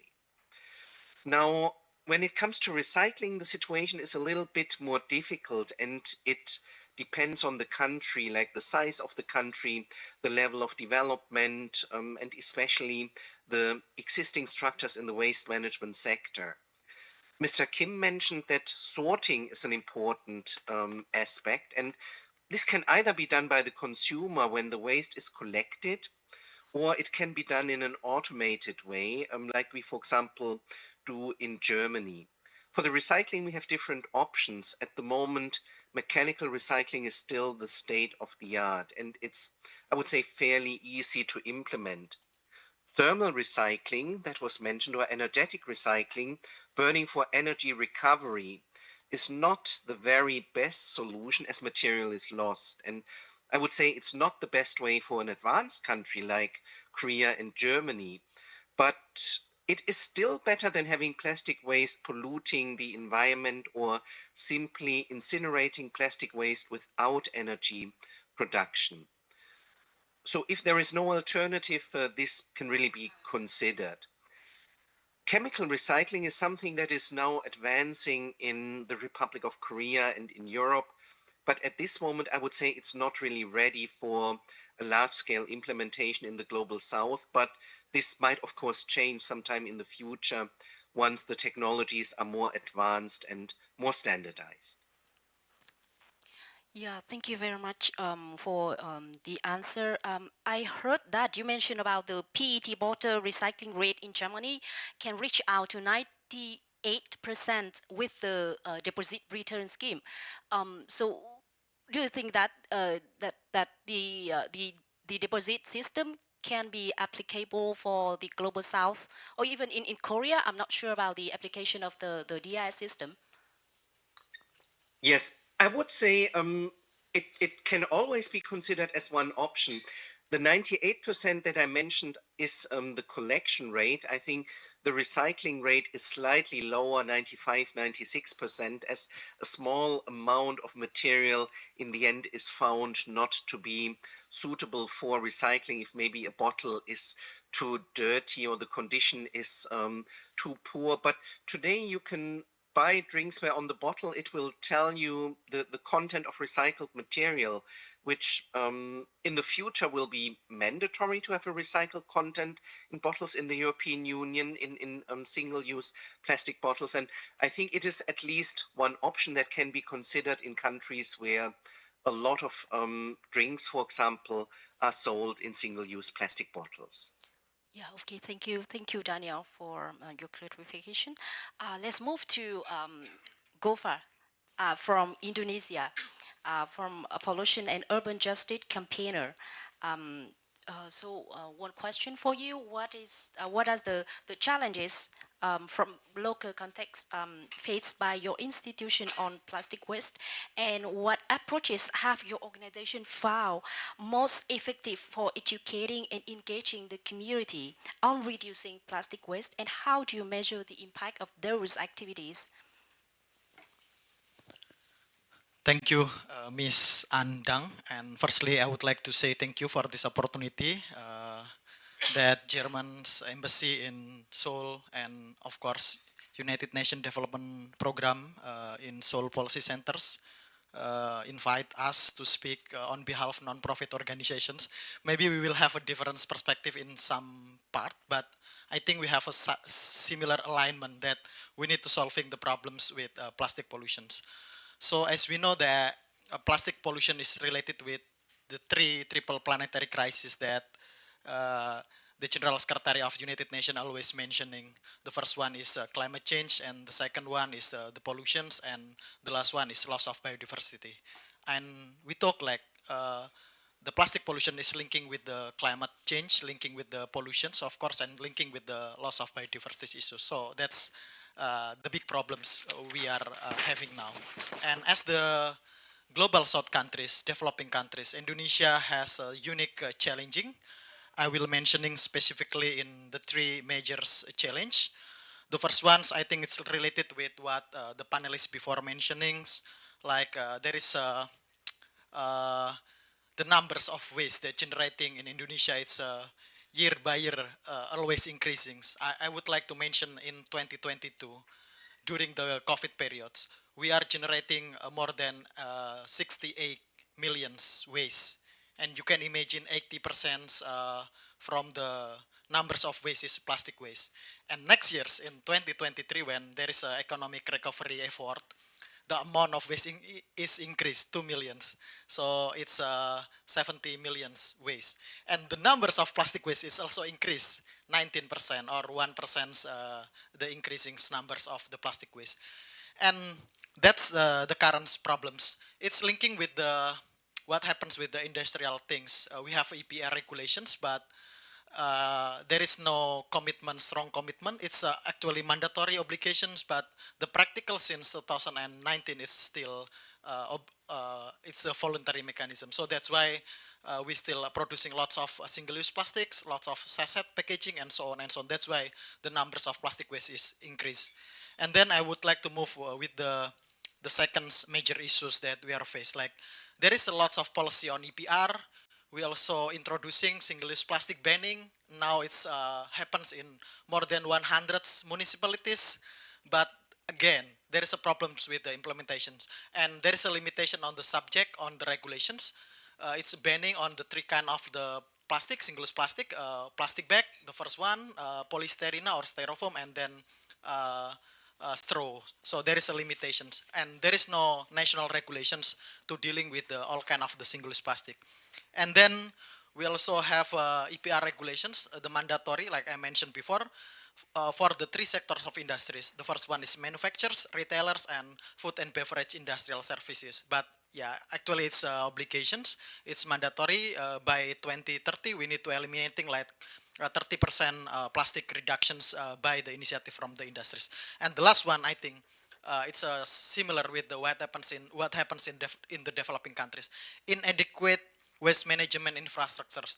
Of course, we are struggling with the collection rate. It's under 10%, and you can imagine 30% of our waste is coming to the environments, leakage to the river and ending in the oceans. That's why Indonesia, as the Southeast Asian countries, we are a hotspot for the marine debris, one of the biggest polluters in the oceans. And then I would like to move the approach to the communities. Because in our regulations, there is a collaborations mandatory between the governments, between the private sector and the communities. It's different obligations. The government has regulations, has a mandatory to do, conducted the regulation to waste handling and waste reductions. It's also including the plastic waste.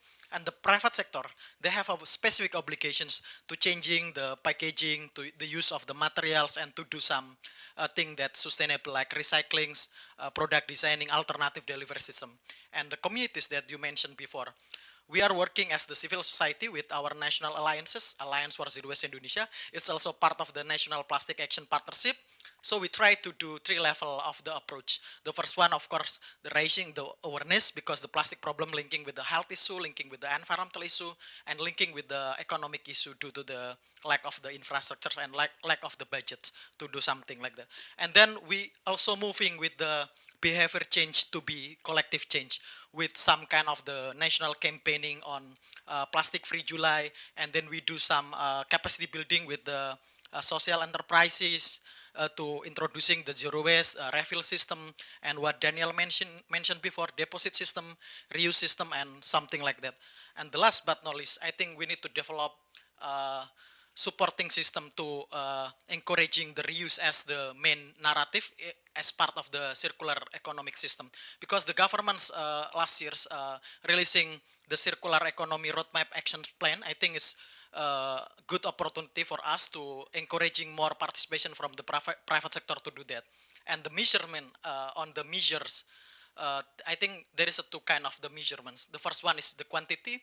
We need more business sector changing the model of the business to be more sustainable in line with our circular economy roadmap and actions plans. And on the quality process, we need more support from the public, from the consumers, to supporting the business to changing their model business. Because if there is no collaboration from the governments, from the private sector, and from the non-profit organization, I think it will be difficult to dealing with the plastic problems in the global south countries, with challenging with the finance, challenging with the infrastructures, and gap between policy and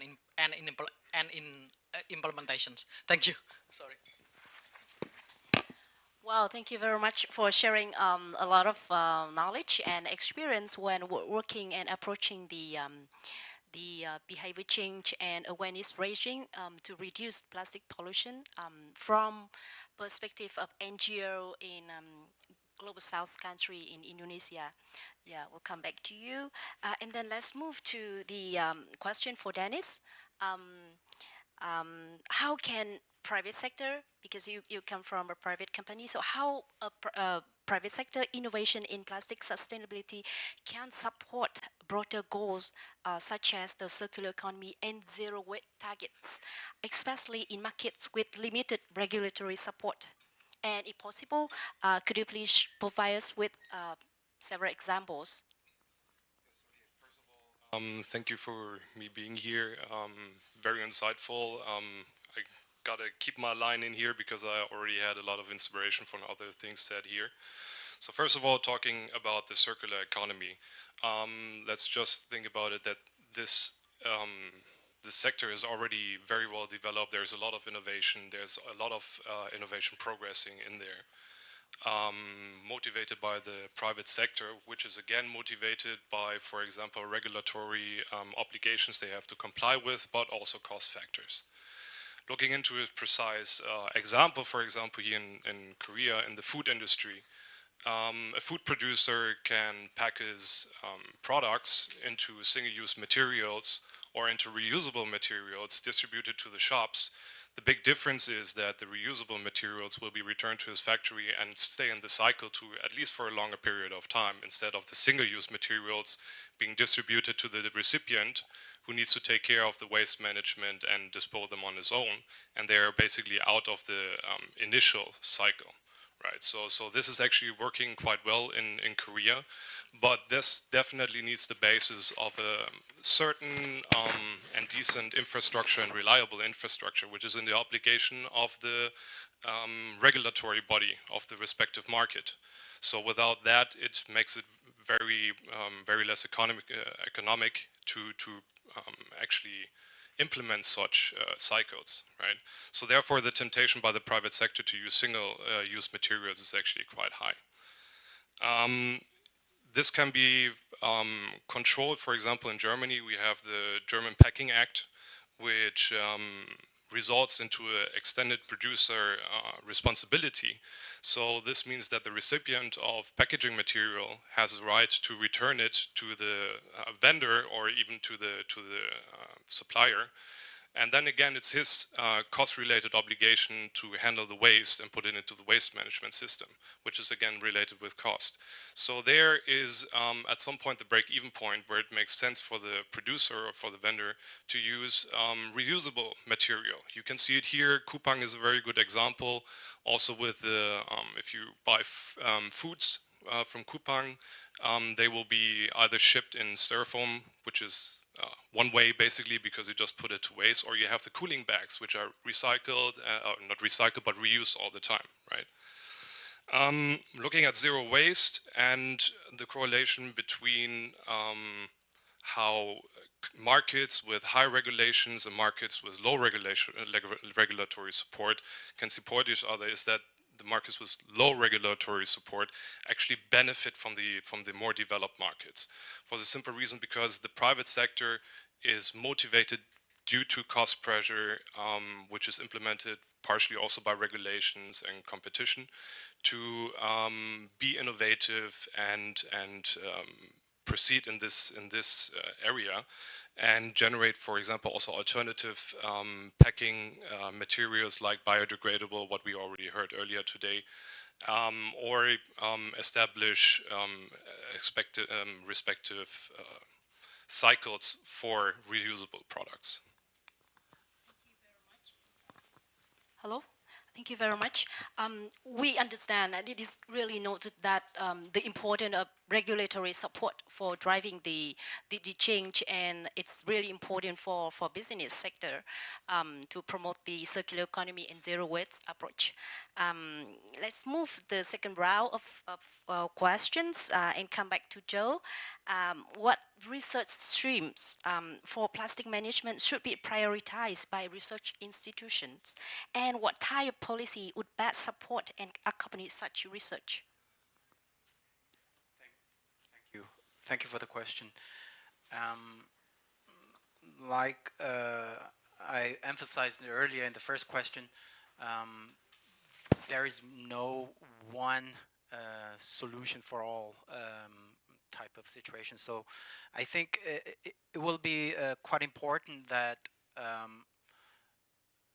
we have to look into the entire value chain of the plastic products by doing life cycle assessments and so on. And from then on, we can prioritize certain technologies from step by step. And eventually we'll have to also think from the very beginning, we have to think sustainability aspect throughout the whole process chains from, let's say, product planning and design phase to material development and use of the products, and also recycling.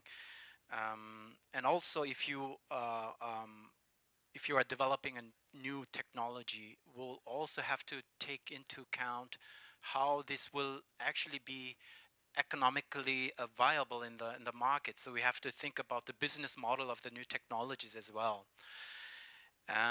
So it would be really nice that there should be, of course, suitable amount of budget needs for certain R&D activities, but if one could focus more on the system approach, dealing with the entire chain, value chain, and each process steps, the stakeholders of each process step understand not only their activities or research work, but also the adjacent steps, the stakeholders' activities, how they can influence each other. And having the holistic viewpoint will be quite important in the end to bring down the cost as a whole and to be more effective. In the context of dealing with the entire value chain, Fraunhofer has formed so-called Fraunhofer Cluster of Excellence for Circular Plastics Economy. So Cluster of Excellence is a collaborative research platform inside Fraunhofer. So it's a joint research platform among different Fraunhofer institutes to deal with the long-term perspective topics, like a system approach topics like plastic circular economy. So policies that to motivate this sort of system approach research activities will be quite important, I think. And also, last but not least, the constant monitoring of the R&D activities and the policy measures there after being developed, and publishing monitoring reports on a regular basis. This has been emphasized in the previous session, but I have to repeat that this is quite important, I think, and to keep everybody attentive, which also be an important source for developing policies even during the changes of government administrations. I think system approach when we do the when we work with the policy development is really the key word for the success of the measures to reduce the plastic waste and for waste management in many countries. Let's move to the question to Sang. So what are the advanced technology currently being developed and adopted by current plastic industry cooperative to manage and recycle plastic waste more effectively? 아마 Well, if we take a look at the Korean recycling industry, and if you were looking to invest, I'm sure that you are well aware of this. The biggest challenge that they come across is not the lack of technology, but the lack of raw materials for recycling. So there's a lack of feedstock. First, even if we do have technology, it's difficult to find the feedstock to recycle, and so we need to be able to collect, separate, and recycle. So we need a system for those processes. And on a slightly negative side, in Korea, a lot of plastic is being used, it's being collected, separated, and recycled, but it seems that there's a lack of connection between the actual plastic that is being used and the actual plastic recycling industry. And so I do believe that this is not something that the corporate side could take care of, but from the government side, we would need initiatives. Related to recycling, we have physical, chemical, and biological recycling technologies that are being considered. For the physical recycling, it's mostly focused on PET bottles because it's made up of a single material. But for other plastics that is made up of different materials, then physical recycling is very difficult. For the composite materials, we will need to use chemical recycling, but in that process, there is more emissions emitted. For the biological recycling, it's deemed to be the most environmentally friendly, but it's restricted to a small range of materials, and there's also a lower processing capacity. We still need to see upgrades in terms of technology and processes for biological recycling. And so, in the end, there's no one single recycling method that can solve the entire problem, but instead, we need to consider various types of recycling methods, and we need to continue to develop different recycling approaches. And therefore, for those who are looking to invest in the recycling industry of Korea, I am sure that you are researching various recycling methods. Today, I saw that a bulk of my belongings is made up of mostly plastic or at least uses plastic components, whether it be my shoes or my watch. And so I looked up how it could be recycled, and I could see that some needed thermal treatment, some could be done physically, some can only be done chemically. And fortunately, some actually could be recycled biologically. And so, related to the recycling of plastic, I don't think there's any one solution, but we need to have a collective solution. And the Korean plastic industry, in order to support developing countries, we are sharing information on how to design products that makes it easier for everyone to recycle, and we are sharing information on eco-friendly plastic as well. Biodegradable plastic is information that we are sharing with the Ministry of Industry of Indonesia, and areas where they are suffering from plastic waste, such as Bali, are some of the areas that we are working with. And if all goes well, we do hope that we can expand the partnership with other countries outside of Indonesia. For sharing your perspective. One question for Daniel. What's the innovation in plastic and plastic waste management could be game-changing in developing country, imagine in the next decade? Yes, thank you very much. And I would say one game changer can be designed to recycle. So at the moment that a new product, including a packaging, is designed, we should have recycling already in mind. Packages consisting of a single material and without colors are easiest to recycle. I have seen, for example, mineral water bottles in South Korea that come without a label and without colored bottles. And from a recycling perspective, this is ideal. Maybe not for the marketing perspective from the company side, but for recycling, it's really ideal. And I would say this is even more ideal for countries of the global south, where capacities for sorting and recycling may be more limited. Research is constantly driving innovation, and I think in 10 years, maybe chemical recycling can further contribute to increasing plastic recycling rates. But improvements in recycling alone will not be enough. We really need to reverse the constant increase in packaging material use. Like it was mentioned, when people order something online and have it delivered to their homes, this really creates more and more packaging material waste in Korea, in the European Union, and actually everywhere in the world. And the problem really is that packaging materials are typically single use. Plastic packaging does have some advantages, like being lightweight, and it can therefore minimize the carbon footprint when we transport products. But I'm very sure that in, say, 10 years from now, we will see far more reducible packages. And we should not see this as a step backward to the age of our grandparents, but as an opportunity for progress and for enjoying modern lifestyles with a lower energy footprint and a lower environmental footprint in the future. I think that another game changer is international collaboration. And I'm very happy to see a strong and increasing collaboration between South Korea and the world, with the UN system, with Germany, with Indonesia, with countries in Africa.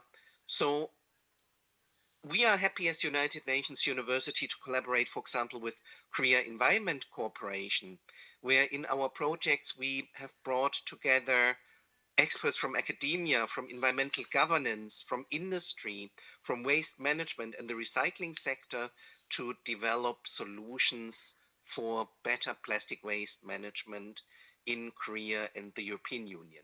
Yeah, thank you, Genia, for emphasizing the importance of international cooperation to solve this issue. And you mentioned about the border without label. I think yesterday I drink a data border in my hotel and really impressed with that design. So that's just one of the we may call it game changing if it can be scaled up to other countries. And I move to the GOFA. Given the unique challenges of plastic pollution in Indonesia, and what type of so do you see as critical for advancing plastic sustainability efforts? Thank you, Ms. An. We know that the problems in Indonesia as the developing countries, as the global south, is related with the finance, related to the infrastructures, related to the lower rate of collections, lower rate of recyclings, because there is no enough or adequate recycling facilities, reuse facilities, repairing facilities, composting facilities. So when we're talking about the collaborations and partnership that we want in the futures, we already understanding the problems. At least in non-profit organization, we are following the basic principles, zero waste hierarchy. I think it's also useful for government, useful for private sector to understanding.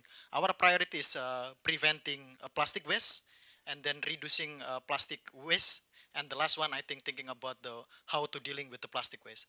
I think if we can following this kind of zero waste hierarchy, we can understood which kind of partnership we need.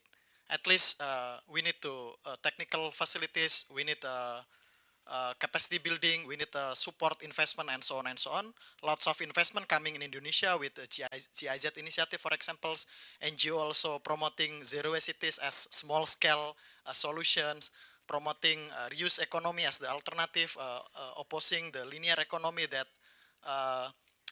make it more problems with plastic waste. I think the small scale initiative need to support by the international organizations, by multi-development banks, and hope my demand, yeah, I hope that you can invest in zero waste solutions with not so expensive technology, because we have a waste to energy project, we have Creasolve that the panelists mentioning before, but it's expensive, and that's the problem with the composition of waste. It's mixed, mostly organic, and there are plastics, so it's difficult to gaining the energy, and there is a problem with the environmental problems and human health problem due to the composition of waste. I think invest is in zero waste solutions, invest in alternative delivery system, invest in cheap, in harmony with solution using traditional knowledge and indigenous knowledge is important to do that. I think Asia is the home of the solutions. We have the previous knowledge that living with harmony using banana leaf and using something, so we need to advancing to be more large scale solutions in the futures. And the last, I think, related to the plastic treaty with the leadership of high ambitious coalition countries such as Germans, Republic of Korea, Kenya, also part of the high ambitious coalitions. I think we can imagining the features free from plastic pollution if we have strong, legally binding and ambitious treaty that coverage in all kind of the entire life of the plastic cycle. We hope that we can do. That's our features. Thank you. Thank you for mentioning about the plastic waste hierarchy, which is we all always can refer to develop any kind of solutions for tackling plastic pollution. And the last question for Dennis, from an industry perspective. So what are the main barriers for scaling up new plastic waste management technology? Well, first of all, there's already a big variety, and actually this topic really taps into a lot of things that were already said during this panel talk.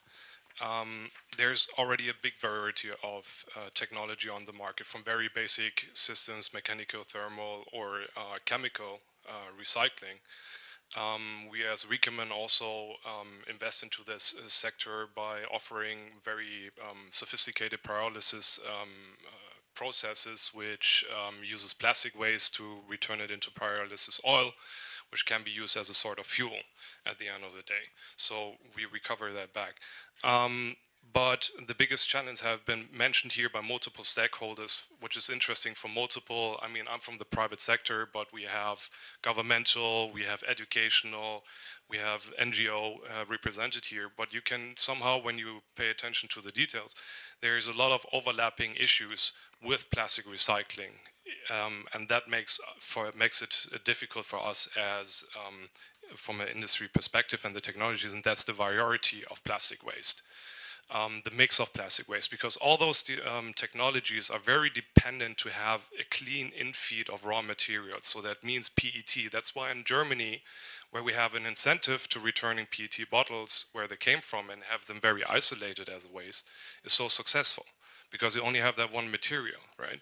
But here, looking at here, and I'm actually coming to Korea, I was very surprised. I always thought Germany is already quite well, you know, we have the paper, we have the plastic, we have everything else. But coming to Korea, and my wife still needs to chase me because sometimes it needs to sink in, we have like 3 different plastic bins at home where you have the PET bottle, you gotta take the sleeve off, and then you have to clean the yogurt cup and stuff like that. And it's actually astonishing how advanced Korea is already in that area, and I think globally it should be a very good example to roll it out to even already developed countries like Germany. They can take a good example from it, because we don't do it. The technology is very limited, as I said, to the mix of waste and the purity of waste. So also the dream a lot of people have is that, oh yeah, our oceans are polluted and we just pick the plastic waste from the beach and recycle it and put it back into the cycle. It's not possible because it's so highly polluted and mixed in the most cases. And that's also the biggest burden for developing countries, because the existing, especially high-tech technologies are mostly not affordable or economical realistic for developing countries. No one wants to put the effort into it. Private sector, no, because they cannot make any money out of it. Governmental, also very restricted because they need to incentivize it at the end of the day. So that is the biggest issue and the biggest barrier here. But having said all of that, and being the industry representative in this panel, and my main business is selling machines, I still got to emphasize the biggest difference. And looking at the whole plastic pollution problem, that's a war we are fighting right now. And I think the biggest change is to be done with the mindset of the consumer, the mindset and the awareness. If we are really reducing our consumption and our dependency on plastic, the technologies we have are more than sufficient to really do it. If I think it was in the opening speech where we are looking at how much plastic waste is actually recycled and reused, it's a very low percentage. If we are increasing that by awareness mindset of the consumer, separating it immediately, we can ramp that percentage up by, I don't know, ideally to 100%. That might still be a dream even for the future, but that should be the target. And that should be also the target to fight this war, is to generate awareness and mentality and mindset. Well, thank you very much for sharing a lot of insights and experience on that question. I believe that the audience may have some questions. Okay, yeah, the floor is for a couple of questions from the participant. Over to you. Okay, thank you very much to all panelists. My name is Taegon Kim. I'm working at National Institute of Green Technology. My question is about reduce, maybe as leaning to the comments of Mr. Schneider. When I'm talking about waste management, usually we are thinking about 4R: reduce, reuse, recycle, and recover. And with technology solutions, we focus on normally on how we can make good use of recycling or recover with technical solutions. But the important thing, there is limitations. So important thing, as Mr. Schneider mentioned, yeah, we have to do more for the first step, reduce. This is critical and fundamental part. So I'm just wondering if you have any kind of case of, for example, business model, how we can make the first step, reduce part, profit, or any idea. Yeah. That's my question. Thank you. To the complete round, actually, but I will just grab out, as you said correctly, the 3 R's, and the most important one is reduce our plastic consumption at the end of the day. Because if we reduce our plastics consumption, we reduce the percentage of waste that needs to be recycled, etc., etc., etc. But the question still is very difficult, because it's very a very human question to ask. Because how do you want to, as a consumer, how do you want to receive your products? In Germany, there is a big movement in so-called biomarkets and stuff like that, where you go for paper packaging or non-packing at all. The thing is, from a food perspective or pharmaceutical perspective, it's clear. Plastic is a supporting agent to isolate the product and to keep it hygiene and clean and something like that. Let me say, in the pharmaceutical, for sure, definitely mandatory, but maybe there's also alternatives. In the food sector, maybe not that much. We are always exposed to germs, so we can digest a certain amount of germs, and it is possible. So we can reduce, in that case, plastic a lot, for especially in the food consumption industry.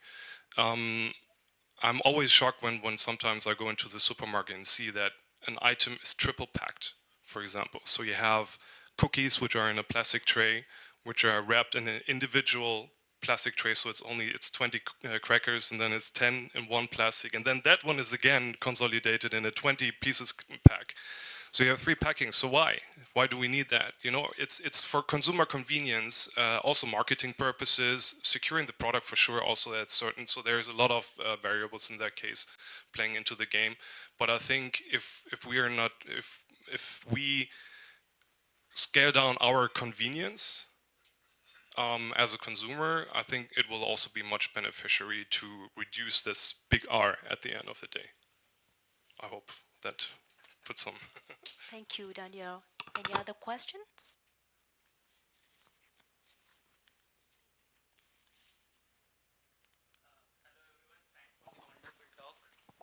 I am an intern at Green Climate Fund. So my question goes to Abdul.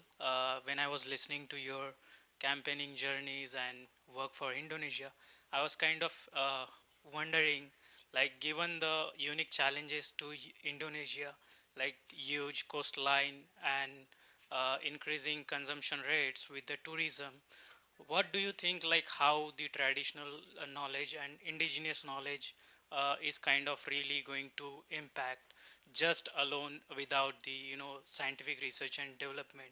And what scale do you think it's going to be for us as a professionals to look after in the policy development with the national level as well as the global context? Because I feel like there should be like some site specific solutions to it when it comes to plastic waste or any other waste management, because every country has a different solution. So with your experience, it would be like really wonderful to know, like what do you think of this being a practitioner and campaigner at this level? Thank you so much.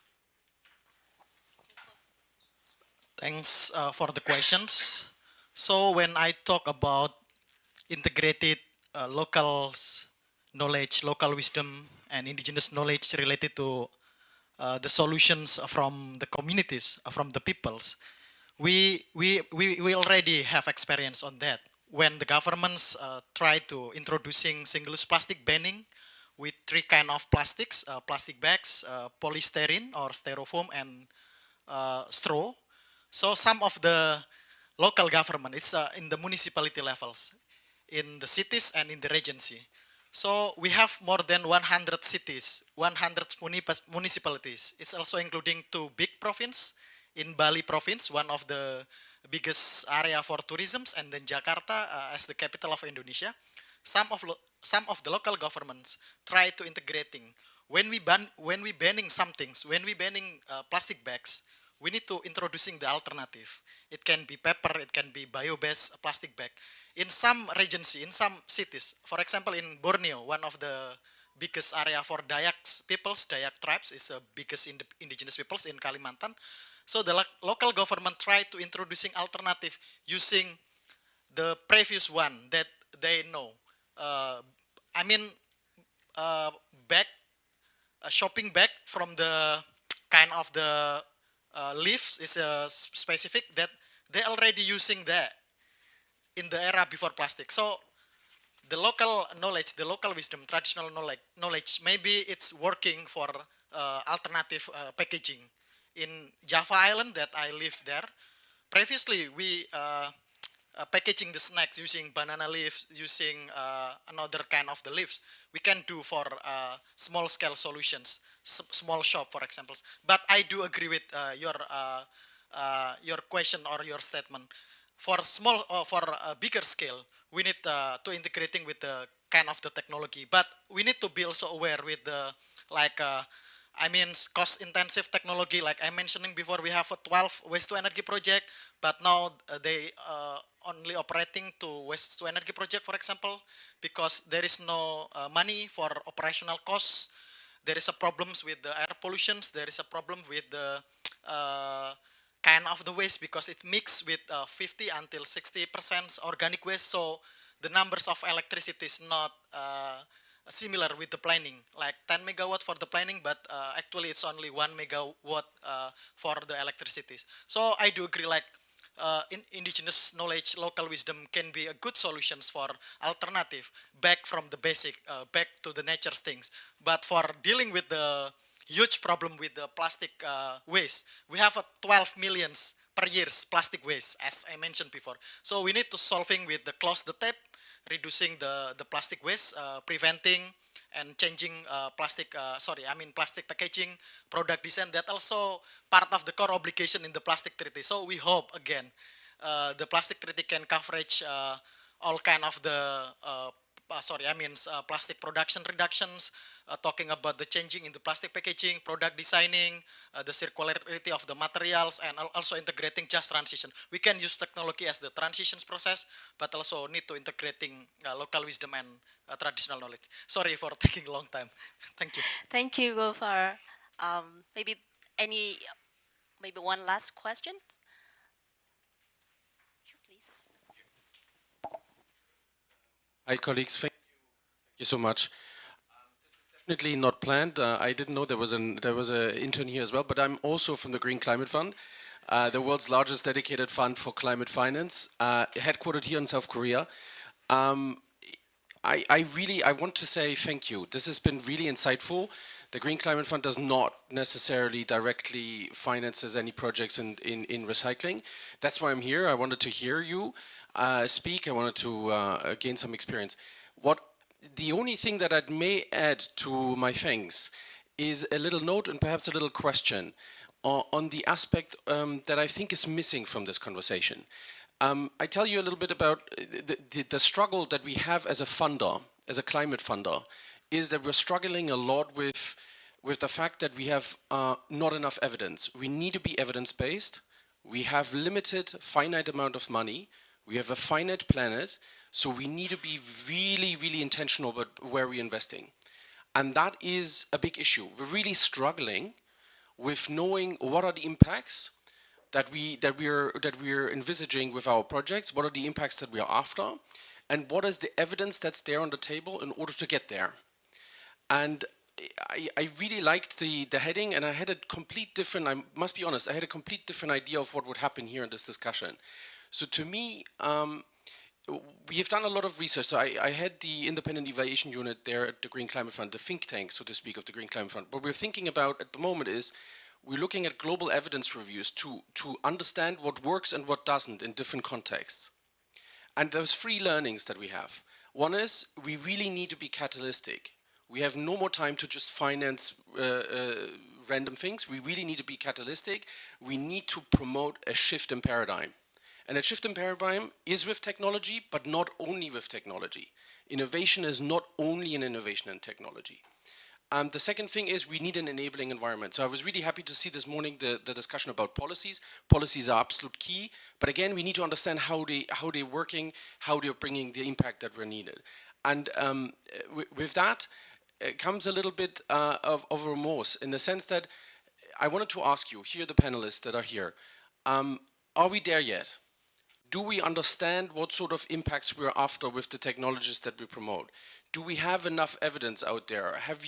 I was expecting from the Fraunhofer Institute a little bit, I was expecting from UNU to hear a lot of stories about what works, what doesn't, we should intensify this, we should intensify that.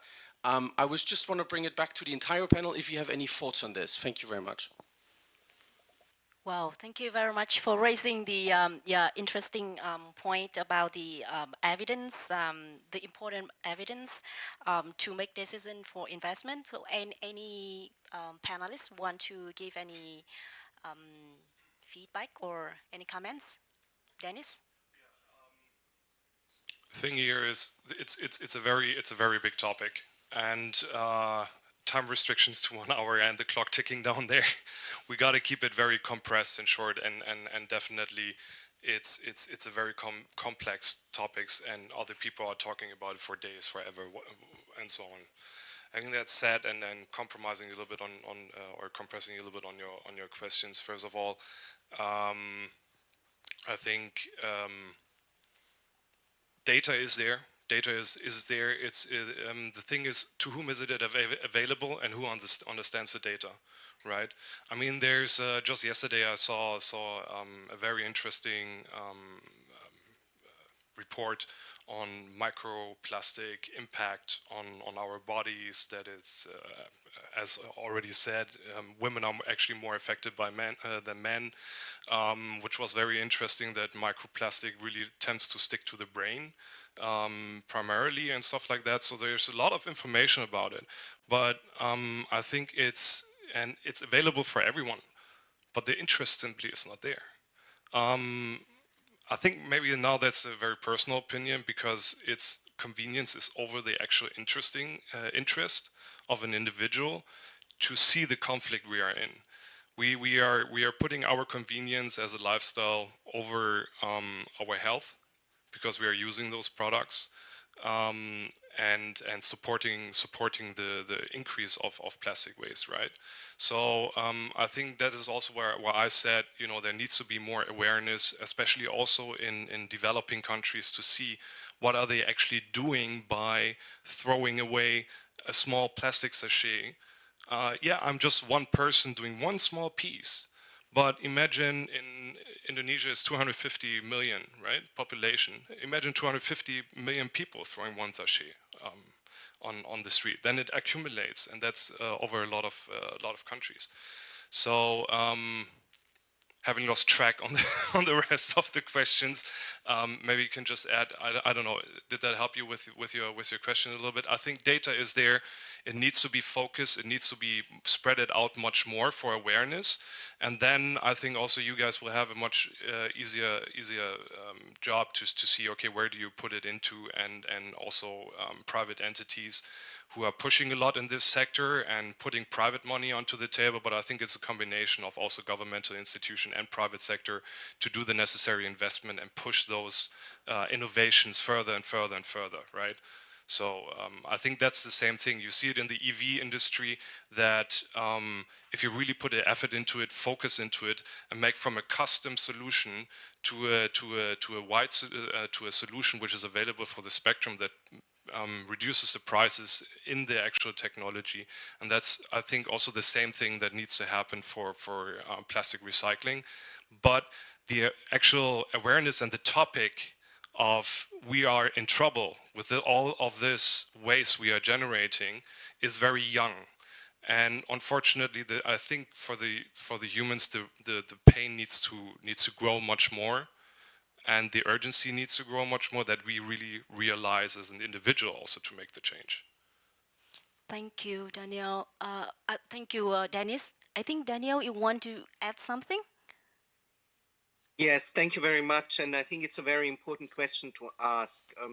What empirical evidence do we have in the end as a decision-making basis? And in some cases, we do have good data. I mentioned the example of 98% collection rates in Germany after introducing a deposit system for PET bottles, and having somewhere between 94 and 96% of the bottles really going into recycling. You can now buy drink bottles on which it says 100% recycled material. So there are examples where we have this information, but this is not always the case. There may be examples in countries of the global south where maybe not everything is documented properly, and where it's maybe more anecdotal knowledge than something that can be supported by reliable data. But one thing that I really believe is important is that we get together internationally and that we exchange about best practice experiences. I mentioned the example of the transparent plastic bottles without labels in South Korea. In Germany, we often believe that we are among the global leaders when it comes to eco-friendly waste management systems. But I must say that I have not seen beverage bottles that come without labels and without colors here in Germany yet. And at the same time, I must say this is the most convincing approach that I have so far seen when it comes to recyclability. But then even this should, in the end, not blur the big picture, because on the one hand, recycling a single-use plastic product is of course better than having this as a waste, but on the other hand, we must really move towards reusable, refillable bottles, for example. So we can refill a plastic bottle several times and only after several uses recycle it, which is much more material efficient, which in the end is in most cases energy more energy efficient. So we should really look at this. Thank you.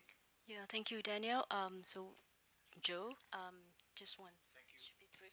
Oh, thank you very much for the question. Since Fraunhofer was mentioned as part of the question, I have the pressure that I have to say something. Well, I totally agree with your question, and it's a matter of how you define the word evidence. I don't want to really defend my organization, but I have to share with you the limitation of the Fraunhofer work. Fraunhofer, although we closely work together with industries, it's still a part of research.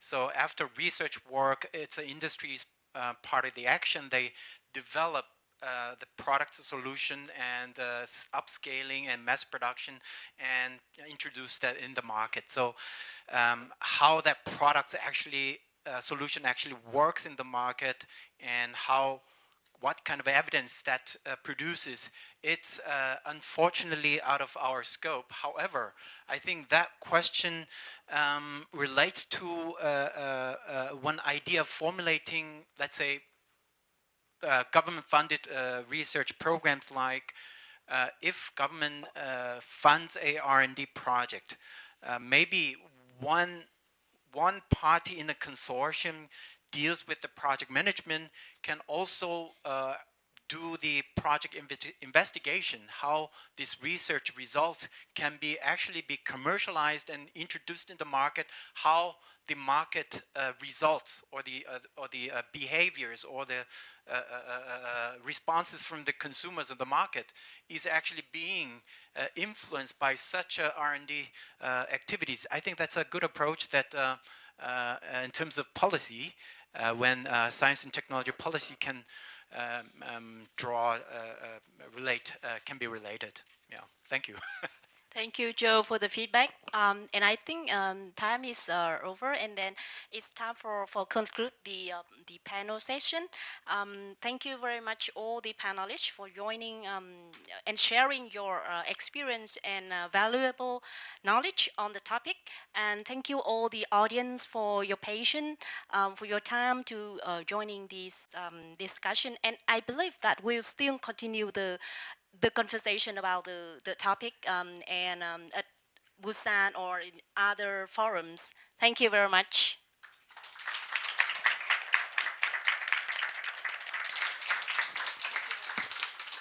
Thank you, Mr. An Dang, and all the speakers for your valuable insight, and as well as to all the participants. Attentive listening and engagement throughout the session. Ladies and gentlemen, as we come to close of today's session at the Korean-German Climate and Environment Forum 2024, we would like to once again invite the UNDP Seoul Police Center and the Embassy of the Federal Republic of Germany in the Republic of Korea to join us for closing ceremony. Before we move on the closing remarks, we kindly ask for a moment to adjust the setup.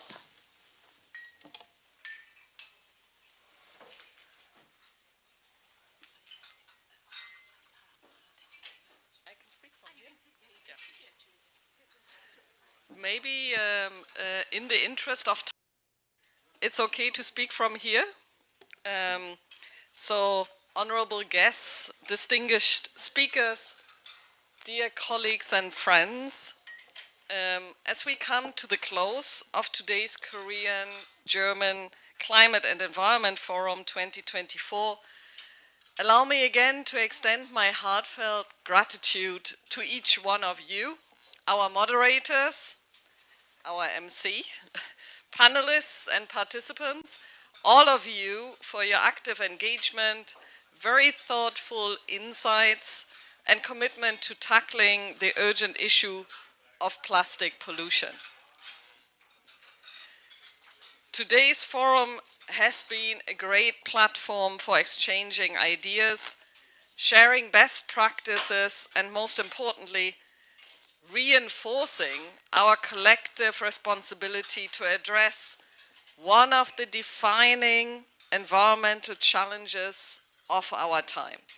And I really must admit that I have really enjoyed the discussions, the presentations, and I have really learned a lot. Through these rich discussions and diverse perspectives, we have deepened our understanding of how global commitments, like those being developed under INC 5, can be translated into impactful local actions.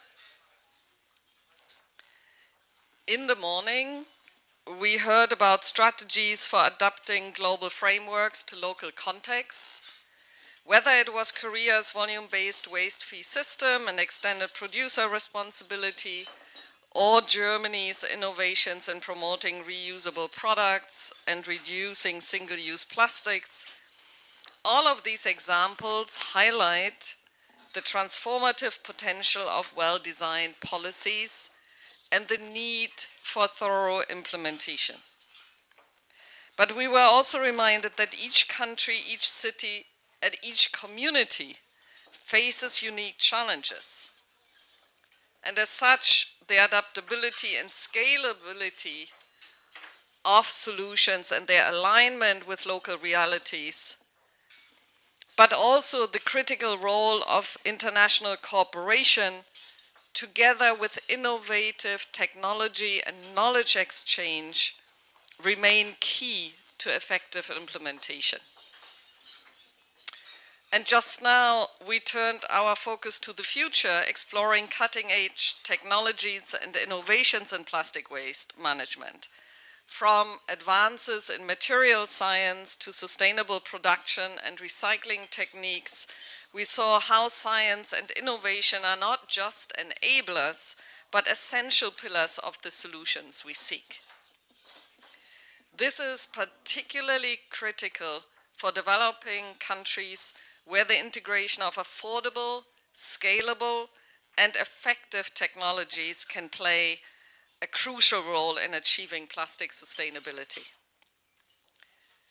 At the UNDP Seoul Policy Center, our mission has always been to act as a bridge, connecting Korea's innovative policies and practices with developing countries to support their realization of the Sustainable Development Goals. Today's forum has reaffirmed the importance of this mission. The exchange of ideas we have facilitated here is not an end in itself, but a starting point, and one that challenges all of us to think beyond borders, sectors, and traditional silos. As we look ahead to the outcomes of INC 5 and beyond, I encourage all of us to continue building on the ideas and networks that we have developed today. By working together, we can assure that the upcoming Global Plastics Treaty becomes a transformative instrument for environmental sustainability and new economic opportunities, benefiting not just our generation, but those to come. To conclude, I would like to thank once again the Embassy of the Federal Republic of Germany in the Republic of Korea for co-hosting this important event and for their unwavering commitment to advancing the global sustainability agenda. My thanks also goes to all the organizers, moderators, and support teams who have worked tirelessly behind the scenes to make this forum a success and indeed entirely smooth and seamless. Thank you once again for being part of this dialogue, and I truly look forward to seeing how the seeds that we have been able to plant here today will grow and contribute to a near future free from plastic pollution. Thank you. 감사합니다.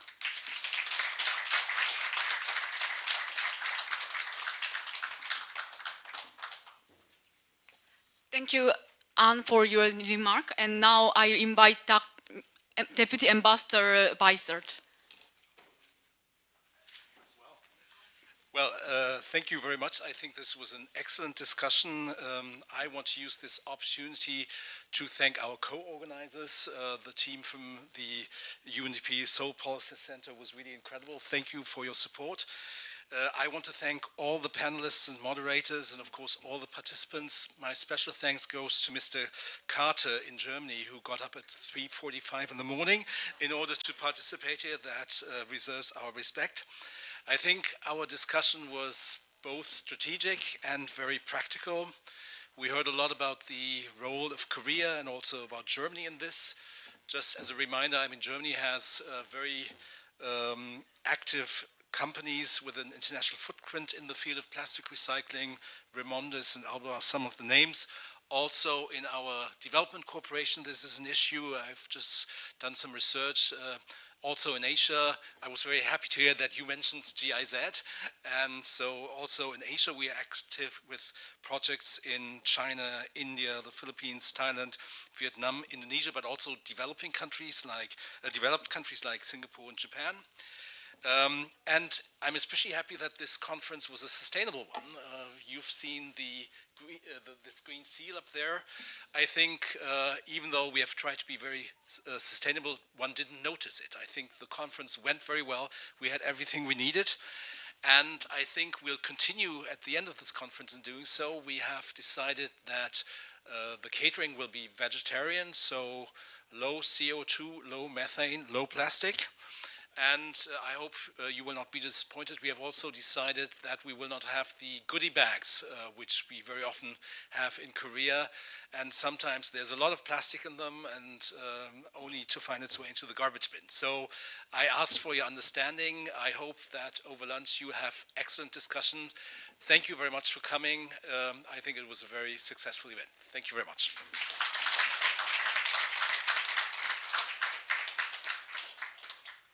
Thank you, Deputy Ambassador Barisart.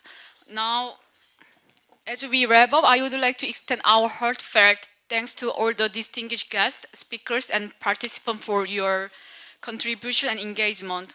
Now, I invite you to network with fellow attendees. Vegetarian lunch will be served shortly, so please feel free to relax and enjoy yourself while you connect with others who share your passion for sustainability.